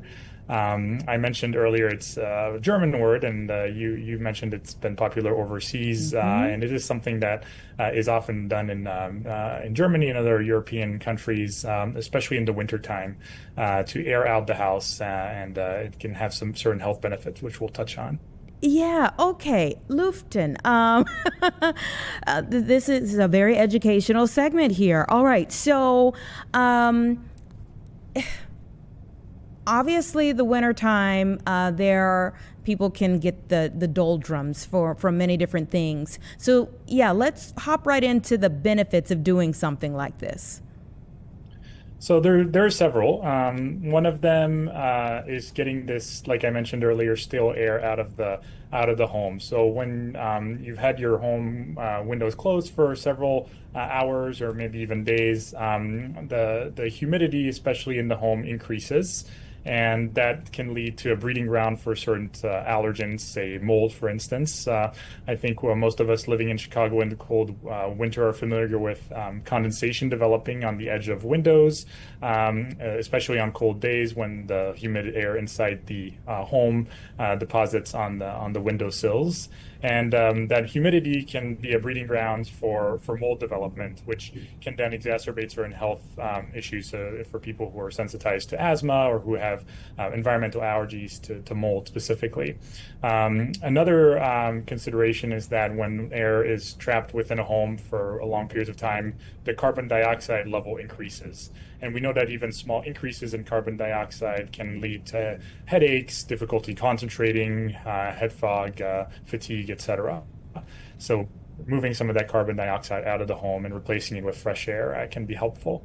And then finally, there are other irritants that accumulate in homes. Think like air fresheners or cleaning products in their home all release certain irritating substances or certain compounds that can, again, exacerbate those health issues like asthma and environmental allergies. So flushing out all that air has several benefits, which I highlighted there. What is the routine? Like, how often should we do this? You mentioned you don't have to do it for long, but like, what exactly should we be doing?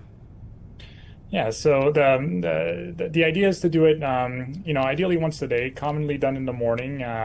Again, especially in your bedroom, for instance, at nighttime, we release a certain amount of heat and humidity from our bodies, and that humid air, can accumulate. And so, removing that stale and humid air that's accumulated overnight is usually a good time to do so in the morning. Now, the key there is to just do it for 5-10 minutes. You don't want to leave your doors and windows open for too long for several reasons, and I'll touch on those later. Outdoor air can have some harmful consequences as well. And then, of course, on cold winter days, if you leave your windows open for too long, your heat bill will take a hit. So that's a consideration. Now, some people will do this a few times a day. Other times that are that you should consider doing this, perhaps after taking a long hot shower. Again, same idea of humid air accumulating, or perhaps you've just boiled a big pot of pasta and your kitchen is foggy. Again, that can lead to mold accumulation when it comes into contact with the windows. So there's not a right or wrong answer to how frequently to do it. Ideally once a day, and again for short periods of time, to 5 or 10 minutes. 5 or 10 minutes. I'm someone who suffers from allergies from outdoor causes. I mean, I can run outside, which is odd, but sometimes if I leave the window up for too long, then I've got issues from what comes in. Is that a part of what could go wrong with leaving them up for too long? Yes, so those are the considerations of when and whether or not to do this. So you mentioned environmental allergens such as pollen tend to peak in spring, summer, and fall. Thankfully, right now in the wintertime, there's less or no pollen in the air. So this is one of the reasons why this is a common practice done in the wintertime. This is also the time when air is drier.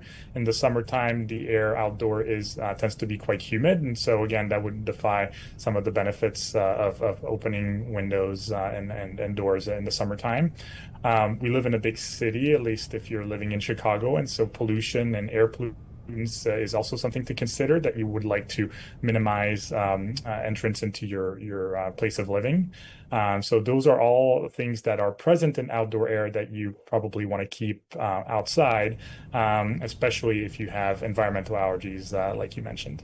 Can an air purifier accomplish the same thing without us going around the home having to open up every window? Certainly, and I think air purifiers are something to consider using as well, especially if you are allergic to certain indoor allergens such as animal dander, cats or dogs, or even dust mites, which tend to be much stickier allergens, and that will not be removed by opening windows and doors, which house burping does. So air purifiers would be a good solution for that. Air purifiers are also helpful to use again in summer months or during pollen seasons if you're limited by the ability to open those windows and doors.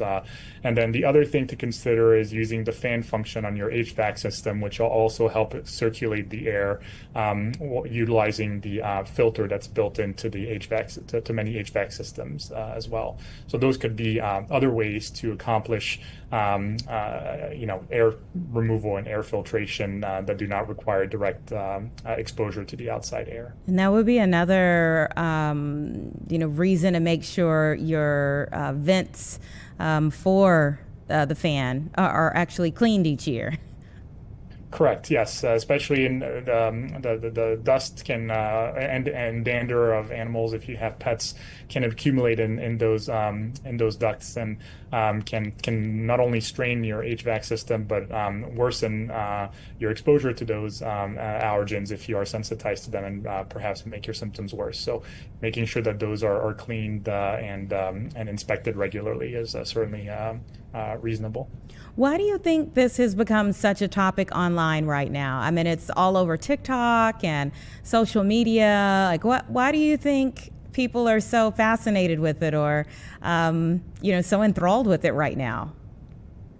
Yeah, that's a good question. I think, again, the health benefits of doing something that is relatively simple and doesn't require the purchase of a air purifier or another entity is certainly appealing. I think part of it as well in the winter especially, but even in the last few years as people are spending much more time at home and working from home, having an environment that allows them to be productive and think clearly and lead healthy lives within their own homes is top of mind for many people, including my patients. And so I think this is something that, again, it does not require much effort. Is essentially free and easy to do, and something that we can all do every day in our daily life. I think this is so interesting, and again, I had not heard of it until today. Were you very familiar with just that term?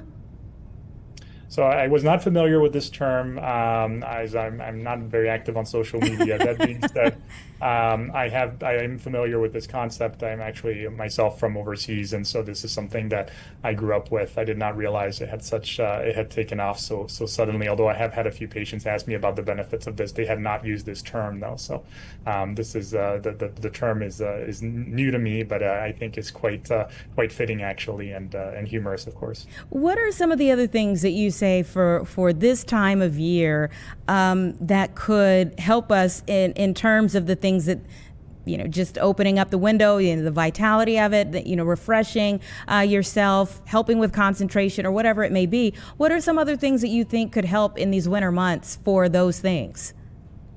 Yeah, I think, again, we tend to spend a lot of time indoors in the winter, of course, with the cold weather. But I think spending a certain period of our time outdoors, whether it be going for a short walk, around your neighborhood, or just anything that will get you out of your home, again, with those similar benefits of getting that freshness of the air is really important. I know if you have pets and you're able to walk them daily, that's something that you maybe do naturally. But for those of us who don't have pets, I think making that extra effort of going outdoors is refreshing and important for one's health.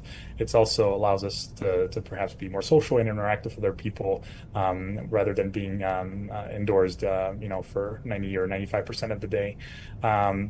So those would be the things to consider. I will also mention that some patients of mine who suffer from asthma, cold air can make things worse, actually. So that can be a limitation for them to spend much time outside in the winter time.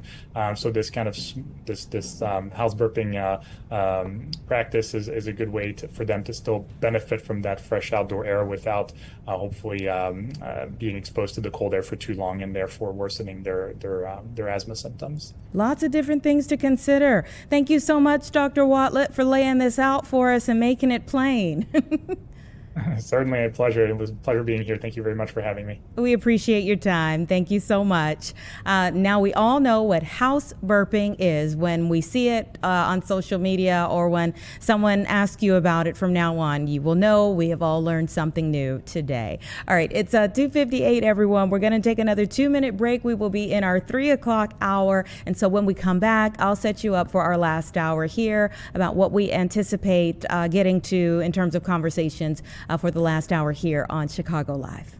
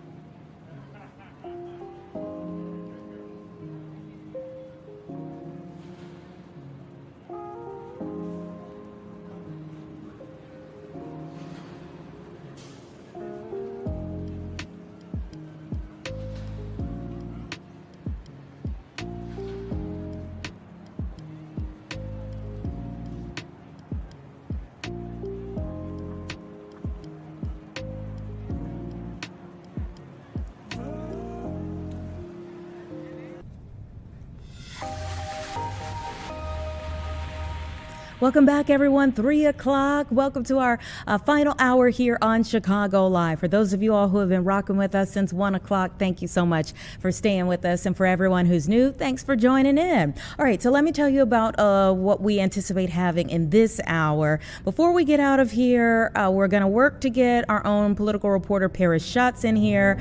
He may be in studio, may be joining me via Zoom, but we want to kind of pick his brain about what happened in City Council today. There were some big votes that were taking place. If you were with us in our 1 o'clock hour, right off the top of the show, we spoke with Alderman Bill Conway about one of the new pieces of amendments that he introduced today. And he told us a little breaking news about things that were happening with other votes, major votes on hemp and also on teen curfews here in the city. And so there were still some things that needed to happen where those particular topics were concerned after speaking with Alderman Conway. So we hope to get an update from Paris right around 3:45. Also, we're going to try to pull up one of our meteorologists, maybe our chief meteorologist. Emily will be able to come up around 3:30, we're hoping, so that we can get an update on the weather forecast. It is bitterly cold outside. And this is not as cold as it's going to get for the week. In fact, some things are actually changing in terms of the outlook for the weekend. So we really want to stay on top of how things are measuring up the closer we get to the weekend as they're firming up that weekend forecast. And just over the next few days, too, because we're talking about dangerously cold temperatures at this point in time. At 3:15, so about 13 minutes from now, we're going to talk with someone from Lake County. Apparently, business is very good for Lake County over the last year, and we'll chat with them about some things that are going right for their area and the trends, the upward trend that they are on right now. But first, a conversation that we have really been anticipating for like 48 hours. We were hoping to have this conversation yesterday, weren't able to get to it, so I'm so glad that Andrew Howell, the founder of Thornton Distilling Company, is here with me again today so that we can talk about the intriguing find in their building. Thank you so much for your time.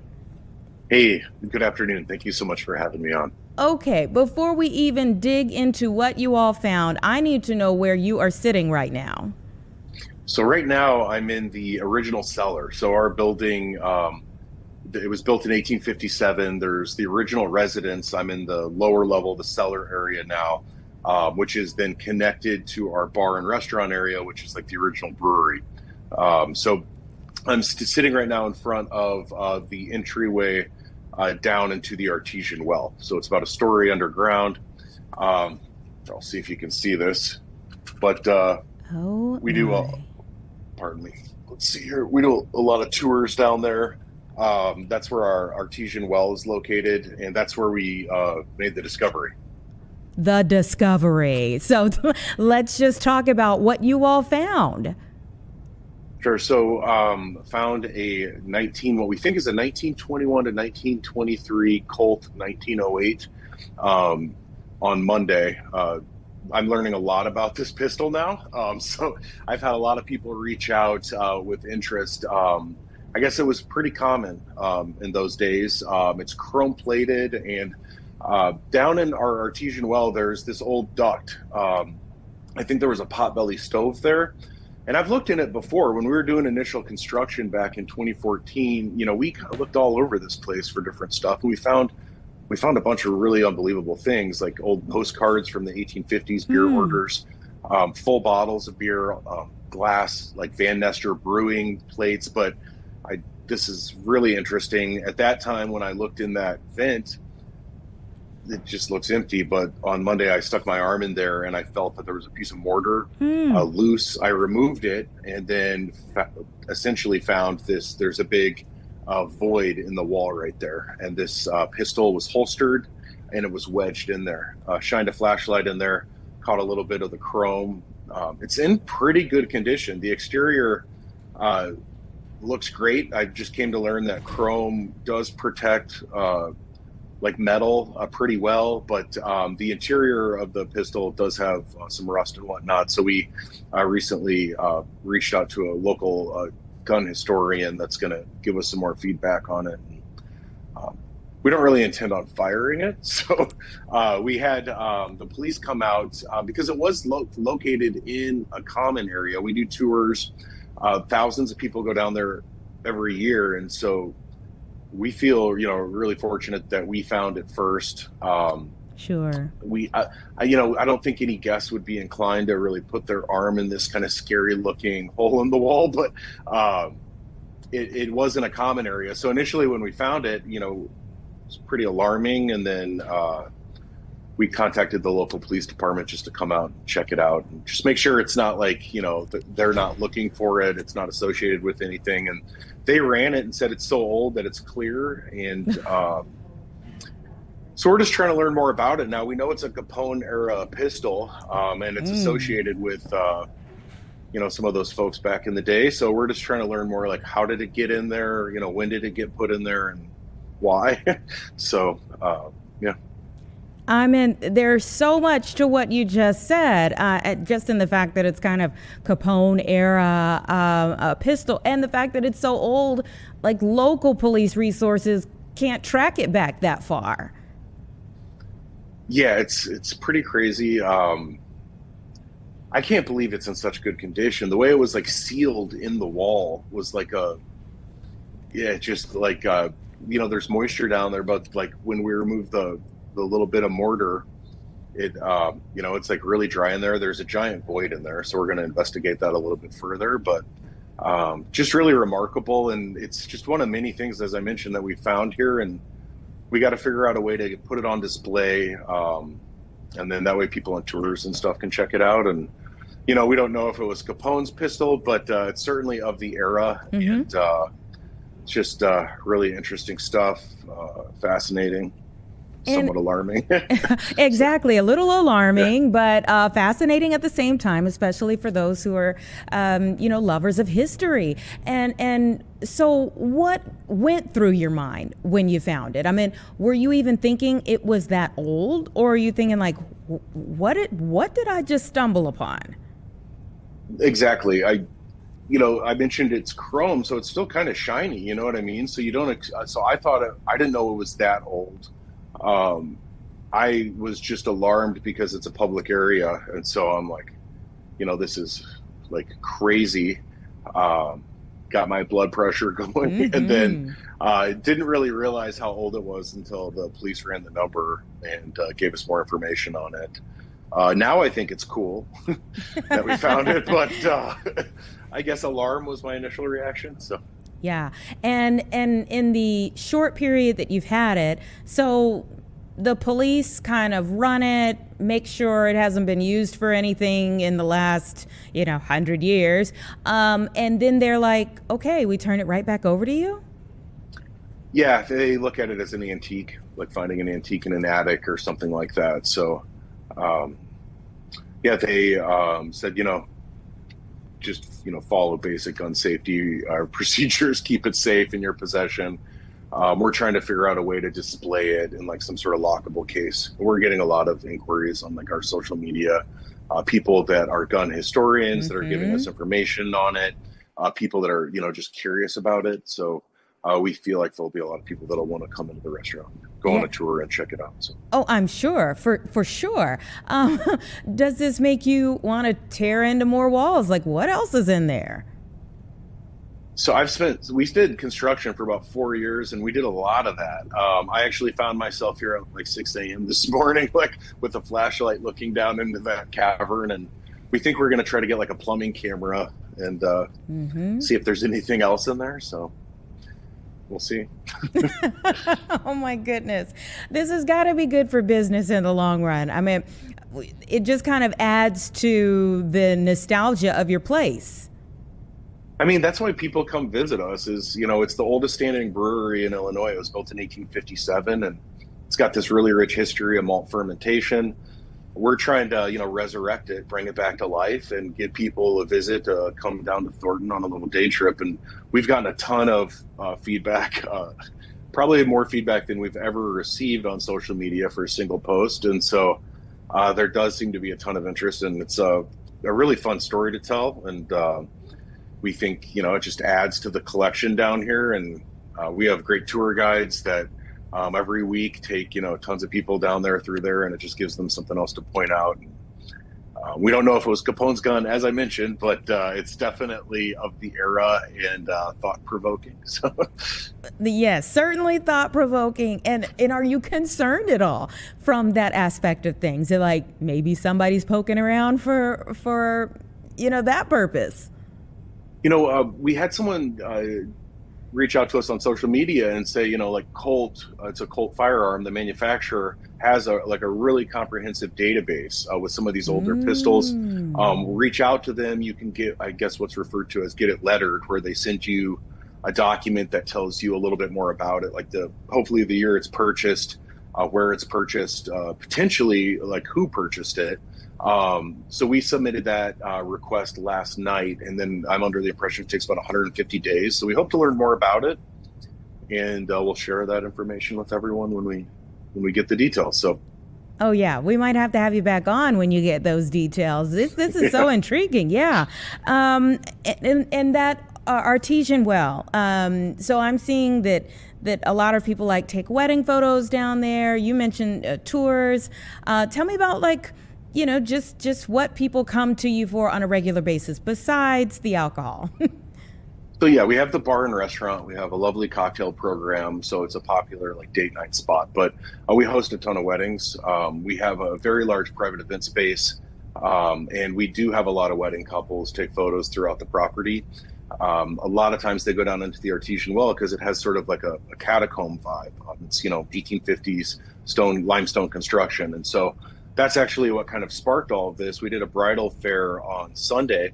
One of the wedding photographers said, like very dramatic lighting down there, but it could be a little brighter. Could get better photos if you thought about installing like a permanent light fixture, just sort of, because people do selfies on tours down there and stuff. So I was down there trying to evaluate, where could we run some electrical infrastructure? Is there a good spot to put some conduit? Maybe there's a spot to run it through this vent. And then fortunately, the photographer made that comment because, so we host weddings, private events, corporate fundraisers, galas, all that kind of stuff. And trying to create an environment where people can come together and break bread and, share moments over cocktails. So. Well, they'll be sharing stories over cocktails, I'm sure, the more information we get about your recent find especially. Now, you gave us a little bit of a look at the well. Can you show us a little bit more of what's around you? Sure. So let's see here. I showed you the well. I'm afraid if I go down there, we'll lose signal. No, that's okay. Yeah. Yeah. So let me see here. Let me walk over. Right now I'm walking through the cellar area. But this is essentially the, let's see here. So this is our cocktail bar area. You can see it's about 3 stories. This is the old brewery. It's beautiful. So we have the little bar area here. Let's see here. And then if you come this way, let me see. Yeah, awesome. And then, we have like a full dining room area. You can see some of the production equipment in there. We have a 500-gallon copper pot still that we make all the American single malt whiskey on. How old is the oldest beer? What's that? How old is the oldest beer that you have? We do serve other craft beers. So we actually focus on distillation. So we make a lot of whiskey, some botanical spirits. But at our bar at the restaurant, we carry just local craft beers. A lot of our friends own breweries around Chicagoland, so we like to support them. And so we don't, I guess your question is the oldest bottled beer that we found? Yeah. So the bottled beers, I want to say 1910. So they're all post-prohibition. I can show you some of those bottles too if you're interested. Oh, yeah. We also have a bunch of postcards.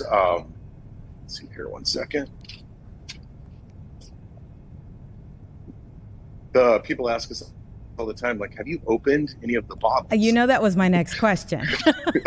We have not. We thought about, you can try to propagate yeast. And so we thought about trying to harvest some yeast from some of these here. Bear with me. So we have this display case here. Oh. And here is a beer. I don't know if that's framed properly, but that's Frederick's. Pardon me. That's a Frederick's beer. So this is, I want to say 1930s right here on this one. Pepsi Cola was made in the facility at one point in time. So we actually have a Pepsi bottle. Cool. Refreshingly healthful. It says Illinois Brewing Company. So this was Illinois Brewing was one of the breweries here way back in the day. They also, they were bottling the artesian spring water at one point in time. In the 1850s, it was really kind of hazardous to drink the water that was available. Let's see here. So this is White Cross Mineral Springs. Our artesian well water has a lot of trace minerals in it. So yeah, just a ton of stuff that we've come across throughout the years. Super cool. And you'll be adding to it now. Yeah. And then those are, I don't know if you can see the postcards there. Oh, yeah. So those are, that one in front's 1881. Some of them are written in German. So most of them are in English, but they're just saying stuff like, please send more beer tomorrow. Do you see this Enjoy Van Nestor beer sign? Uh-huh. So this was located, we were excavating the north production wall. We essentially dug it up so we could seal coat it. And then we found about 50 of these shattered underground and back. This one was nestled in the middle and survived. So we've just, found all kinds of crazy stuff throughout the years. Wow. And again, my thought just goes into what else is in there. I'm sure there's plenty more that's in there as well. I think we may have lost his signal, but what a history lesson, you know? What a wealth of information is in that building, literally in the walls. So our thanks to Andrew Howell, the founder of Thornton Distilling. There he is. I was just sitting here thanking you for giving us a little history lesson and tour today. Thank you so much for taking us on a tour around your place. Thank you for having me. And if you ever want to come down and check it out, please book a tour and visit us here in Thornton. Okay, everyone has our marching orders, and now we have something new to see. Keep us updated on what the history that you find out. Oh, most definitely. Thank you again. Okay, all right, you take care. Pretty cool indeed. It is 3:18 though right now. Let's take a 2-minute break. We're going to get to our next conversation about things trending upward in Lake County.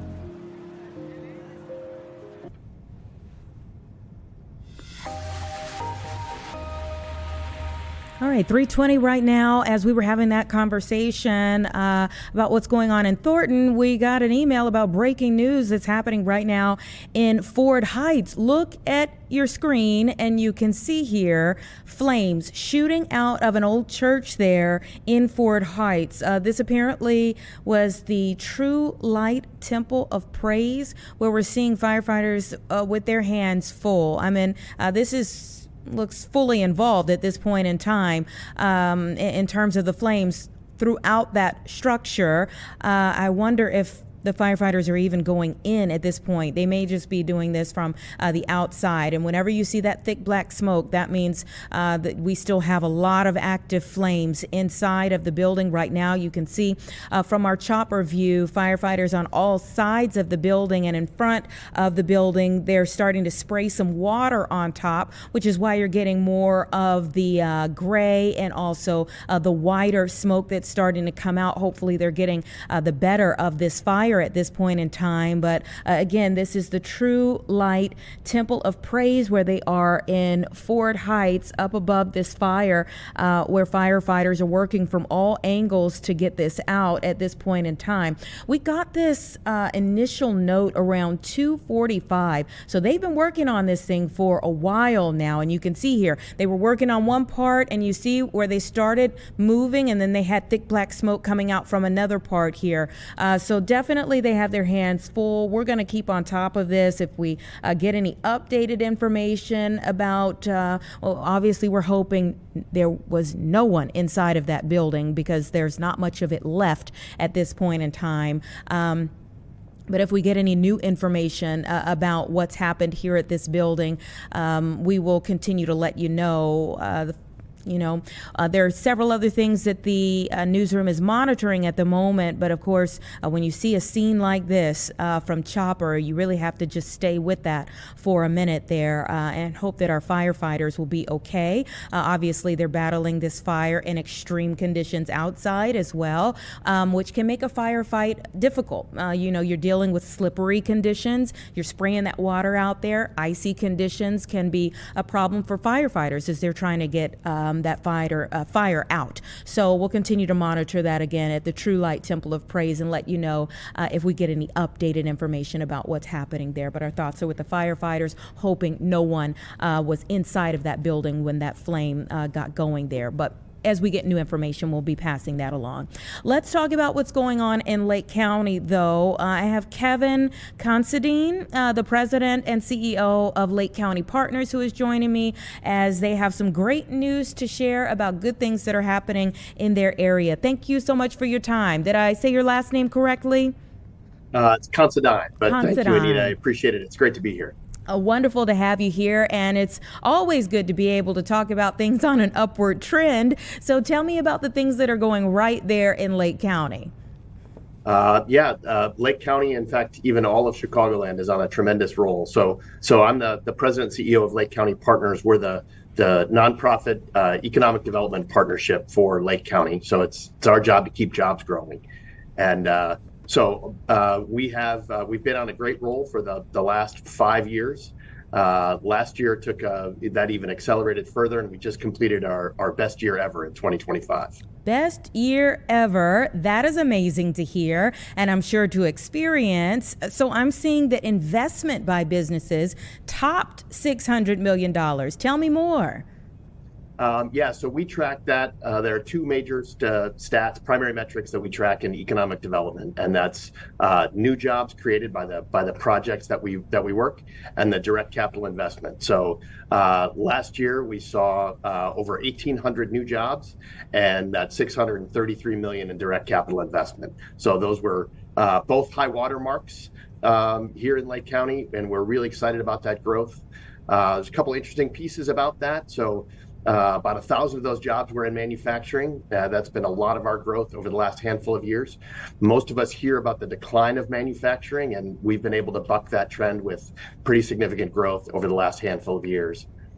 Other interesting piece about that is a lot of that growth has been in existing companies. While some of that have been, new entrants to Lake County, we've seen a lot of our existing manufacturers grow. Companies we helped move here, say 3 and 4 years ago, have now had to expand and grow and invest further, which is exactly what you want to see. Yeah, and so 862 new jobs created in the county. That's awesome.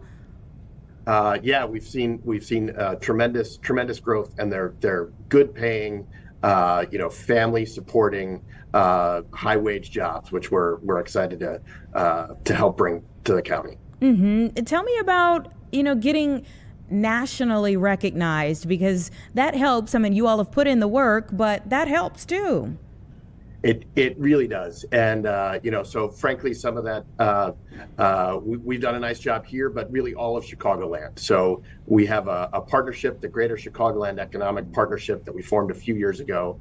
And many people wouldn't realize that Chicagoland, so the whole 7-county region, has been the #1 market in the country for business relocation and expansion for 12 years in a row. Whoa. So we have led the nation, and we continue to, and I'm pretty confident we'll keep that title again. Okay, tell me what you all say to sell that to people who are thinking of bringing their businesses here. Yeah, that's a great question. That the very first question that we get from prospective companies, and it's really #1 on anybody's list, is workforce. Do you have the workers that I'm going to need to produce my product or sell my product or whatever that is, or service? And Chicagoland has a tremendous workforce. So 5 million strong across the region. That's larger than 41 states. We have a tremendous strength there. We lean on that heavily here in Lake County. And frankly, we're now reaping the benefits of partnerships that we formed a decade ago with our community college, the College of Lake County, our Regional Office of Education, and our Workforce Development Department, really working together to ensure that businesses have the talent pipeline that they need. What are some of the bigger businesses that help with these numbers? We've seen some great growth. Some of it is large companies that people will be familiar with, whether that's AbbVie or Abbott, or one of our biggest ones last year, Fortune Brands Innovations. Those are all Fortune 500 companies. Fortune Brands, if it's not a familiar name, the company, they own brands like Moen Fawcett and Master Lock and many of the products that we all know well. They were deciding to reorganize the company last year to bring those business units together. So as often happens, they held essentially a bake-off with a few other markets. Where were they going to consolidate? And based on location and talent and the communities that we have here, they chose to do that consolidation here in Lake County, in Deerfield, rather than the other markets. They relocated a couple hundred people this past summer. Oh, awesome. Wonderful. What do you think people maybe don't understand or like misunderstand about Lake County? Yeah, that's a great question. And often it's maybe we think of the lakeside communities. Often the most underrated one is our manufacturing base. We have many corporate headquarters. We're the second largest cluster of Fortune 500 headquarters in the Midwest, second only to downtown Chicago. But it's the manufacturing sector that a lot of people don't really think about. We've got very strong in pharmaceuticals and life sciences, and then other metal fabrication. And a lot of that happens in buildings that people have driven by 100 times and never really thought twice about what goes on inside there. And then you do get a chance to look inside, and they're making parts for Tesla or NASA. It's really pretty cool that to have that technical base here. Yeah. What are some of the greatest challenges to continue to stay on that upward trend? That's a great question, and that also goes to workforce. So it's both our strength, but it's the piece that we have to keep going. There's a national trend that's happening, just a demographic shift as more baby boomers retire. That means that the working age population really nationwide is constricting. So in order for us to maintain this competitiveness, we need to really do two things. We need to continue to attract top talent, which we do really well, and we need to maximize our homegrown talent. And that maximizing the homegrown talent is all about career education for young adults, and how do we help maybe some folks who are out of school, but maybe need to change lanes in their career. And those are a lot of the assets and programs that we've been building over the last handful of years. Kevin Considine, the president and CEO of Lake County Partners, thank you so much for your time today, and congratulations on the work paying off. Thanks so much, Anita. Appreciate it. All right, you take care. It's 3:30, everyone. I saw the door open, so I'm thinking maybe our chief meteorologist might be around here somewhere. Let's take a quick break, 2 minutes, and we'll be right back.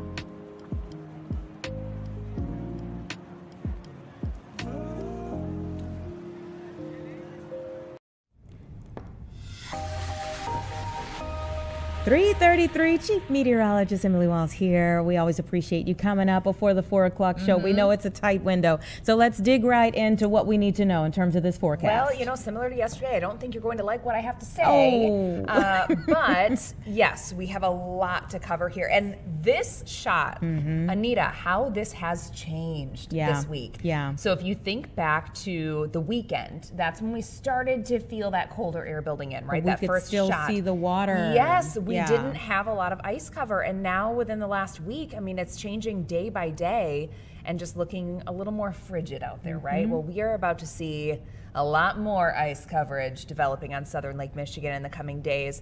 What we have coming our direction this evening, though, so in the near term, something that we have to talk about is there's our Arctic front that's going to start to move through. That's going to be triggering some snow showers. If you look outside right now in Chicago, not much taking place just yet, but we are going to have some scattered snow showers moving through later.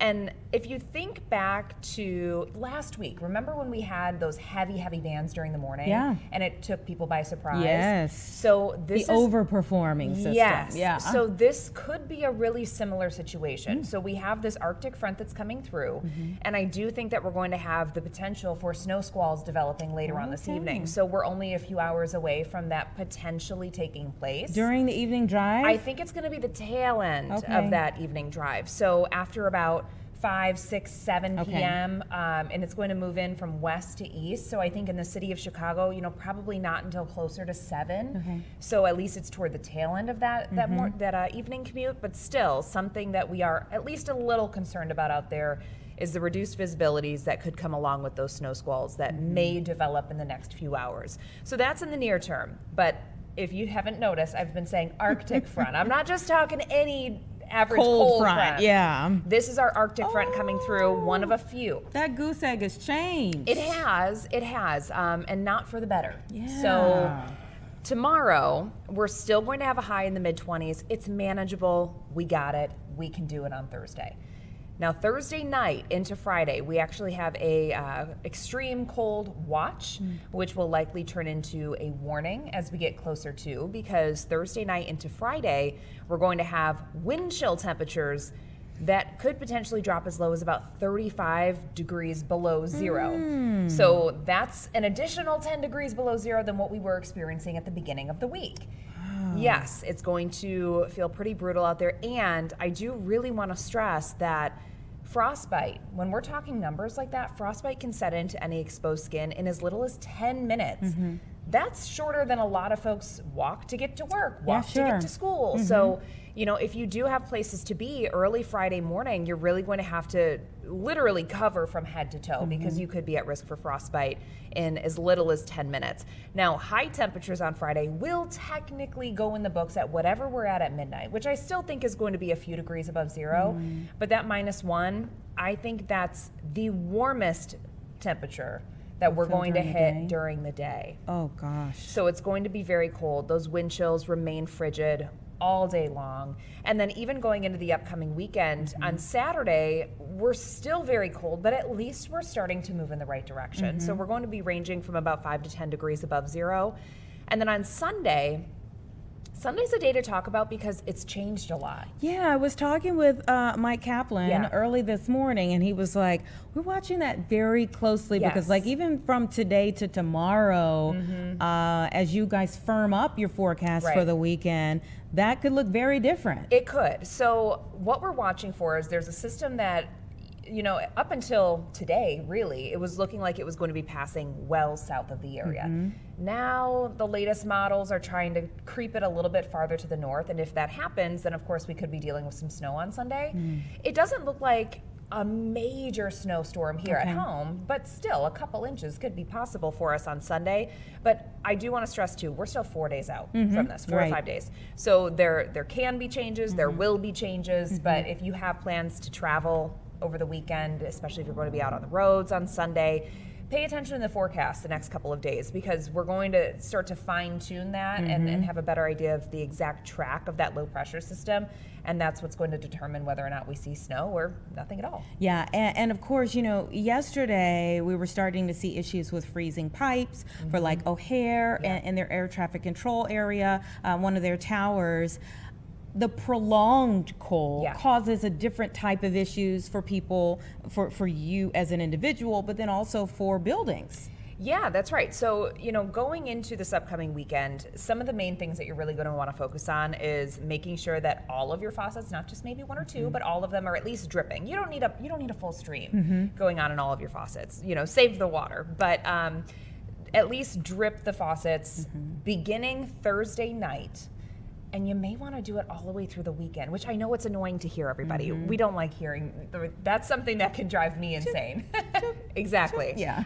But I think it's going to be something that we need to do just to, take precautions so that we're not dealing with a mess going into the weekend. And then early next week, even next week, it's still going to be colder than the freezing mark. Yeah. I haven't seen any emails come from the city just yet about warming centers. I'm anticipating those will probably be coming out over the next 24 hours or so going into the weekend, and I've even seen some communication coming through from different, train lines and whatnot about schedules changing. So for those of you that take public transit, make sure you're keeping an eye on what's coming our way. If you have school-age children, just get your plans in place for Friday, because it's probably going to be one of those e-learning days at the very least, if not just, school canceled. Every school district handles it differently, but it's certainly going to be well below the threshold that schools typically need to close. On our list of trending topics, coldest day was Ever. On there. Yeah. Yes. So yesterday's date,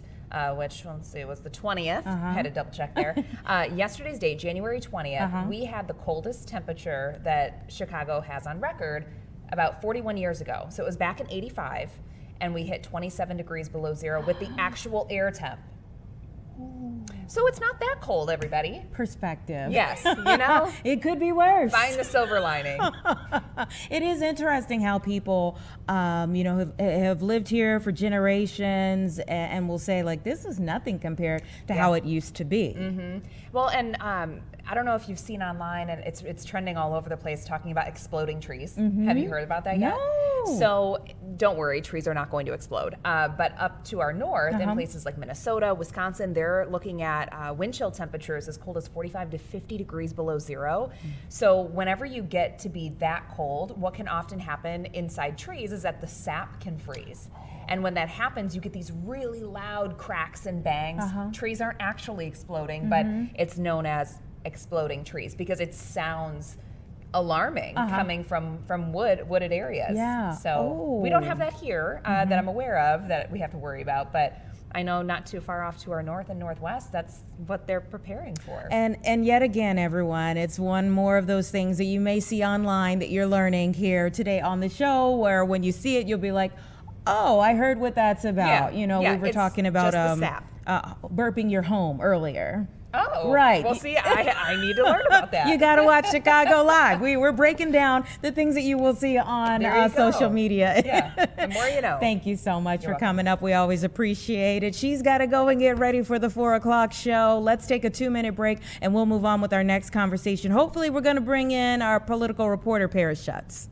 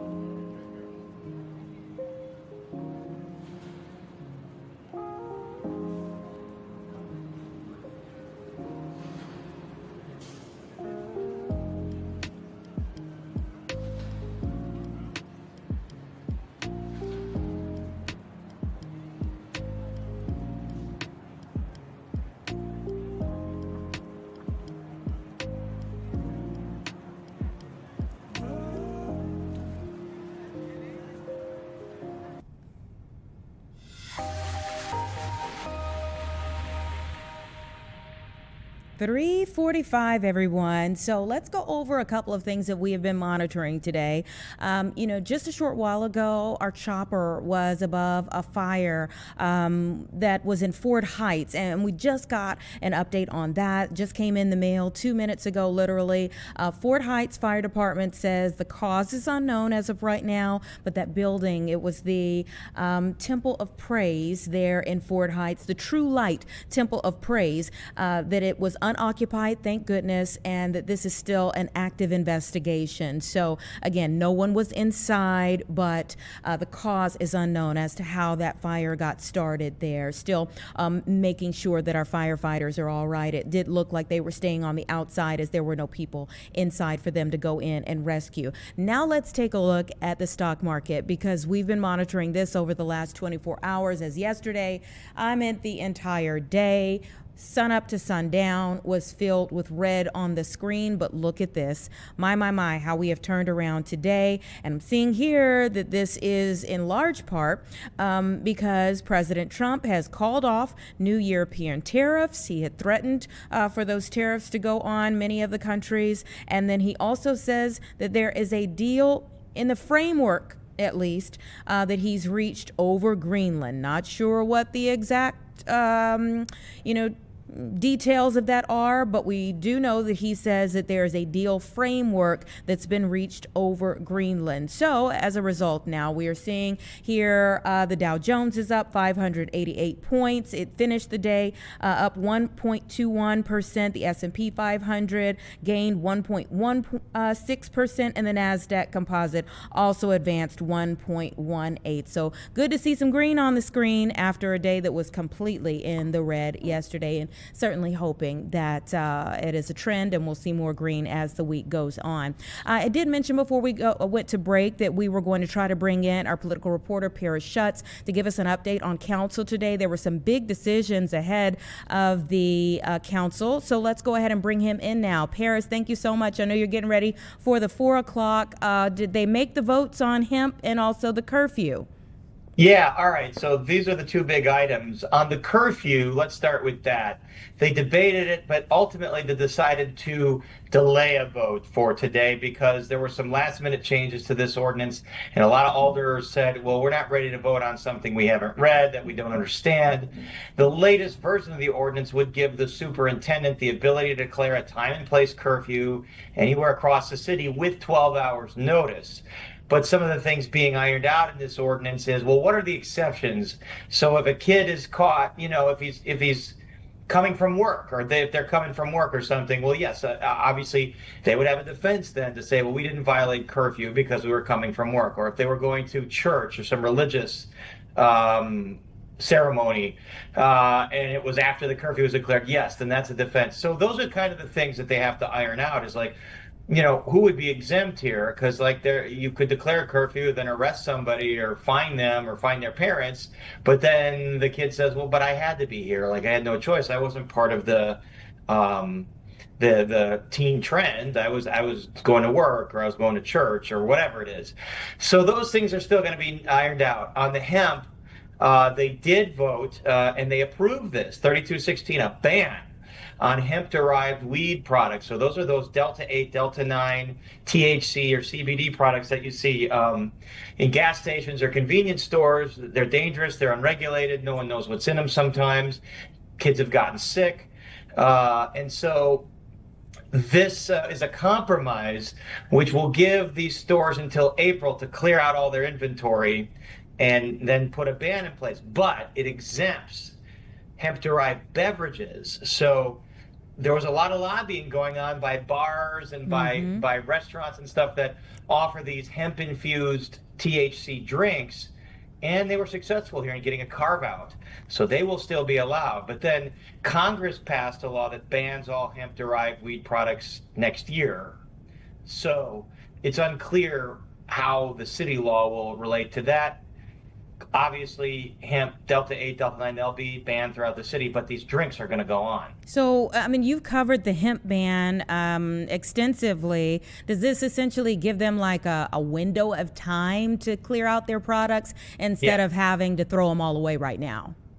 Yeah, I mean, they have until April to comply. So, and they said they wanted to just, give these businesses a chance to clear their inventory and not have to burn it, And so the other thing it does is it bans sales to anyone 21 and under, because that's been the big worry for health experts, is that kids are buying this. It's a black market. It's not regulated, and they're getting sick. The other carve out is if you are a licensed cannabis dealer, you're one of the folks that got the license and paid all the money to be a regular weed cannabis dispensary, and you sell these products, you can keep selling them.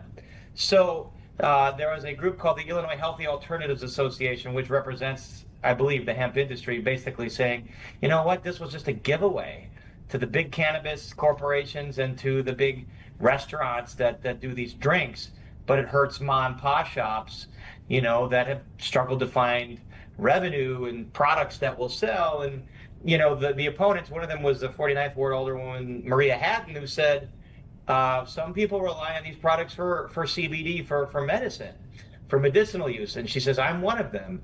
I rely on CBD hemp products for medicinal use. And I think they can be a little cheaper than the legalized marijuana that's used medicinally. And so the argument against the ban was saying you're cutting off a potential medicine that a lot of people are using and hurting small businesses. Okay, let's go back to the teen curfew.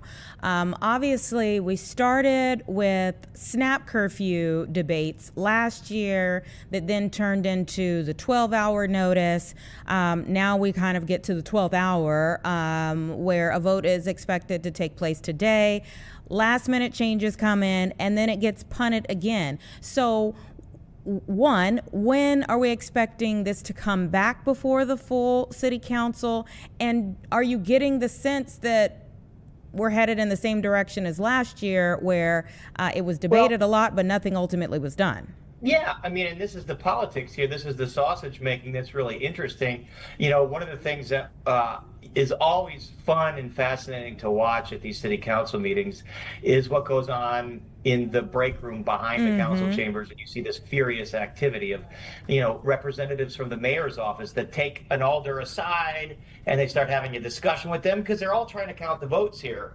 And the mayor opposes this. He's made clear he opposes it. He'd likely veto a curfew, and so that means the council needs 34 votes for a veto-proof majority, and likely they don't have it.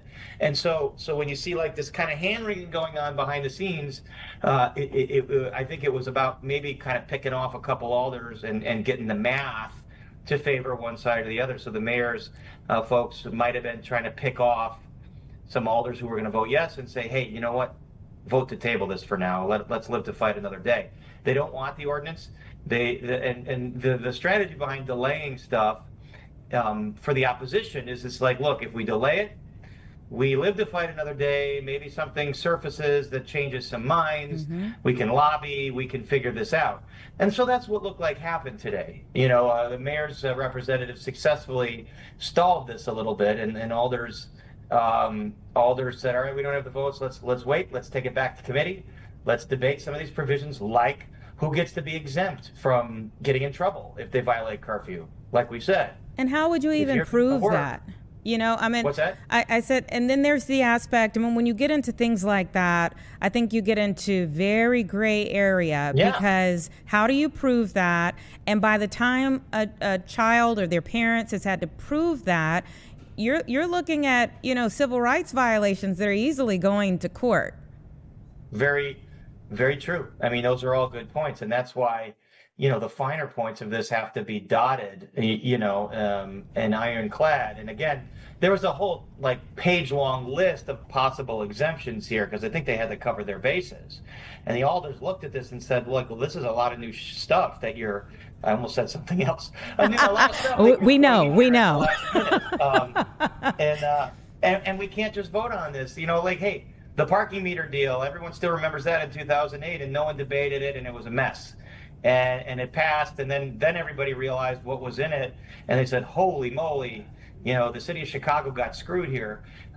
So there's a reticence. It's good for aldermen to say, look, we need to fully understand what's in this before we vote. Yeah. All right. We know you got to get ready for the top of the 4 o'clock show. So thank you so much for giving us a little bit of your time as you prepare. Okay, thanks, Anita. Always good to talk. Absolutely. All right, everybody. It's about 3:55, and yes, those are really big discussions, and it does seem like we're kind of going back through the very same thing with that curfew again. Last year we had the SNAP curfew debates. It was in the Public Safety Committee. They were looking to see, okay, would they have the votes? The ACLU came out and said, you are in very, there's a very fine line here between what you're asking to do versus the arguments that could be made that you're violating someone's rights.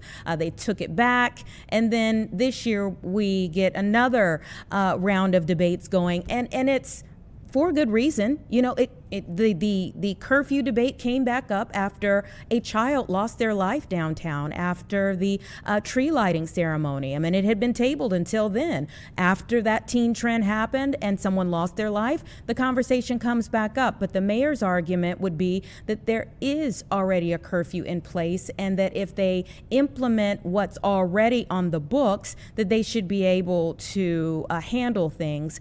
The other side of that is, of course, again, seeing what we're seeing time and again, and why that's not, why it's been allowed to happen yet again. And then the hemp debate, another one that's very nuanced as well, as you have these businesses that obviously are facing so many different hurdles to stay in business right now. But the other half of that debate is that many of these products end up in the hands of kids, and how to keep that from continually happening too. All right, it's 3:56. We're going to take a 2-minute break, and we'll be back to close out the show.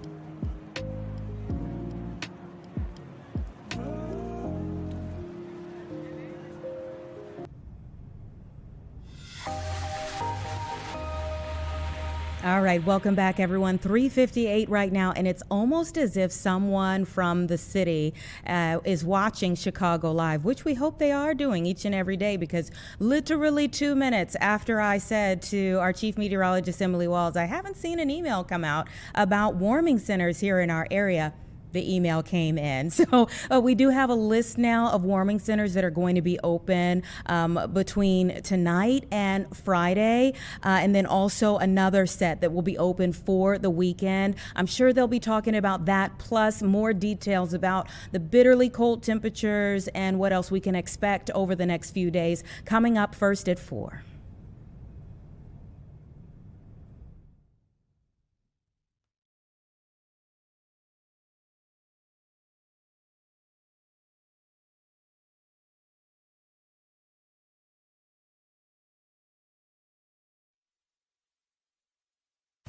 Live from Chicago, this is Fox 32 News at 4. City Council votes on several issues today. Paris is joining us to break down the change.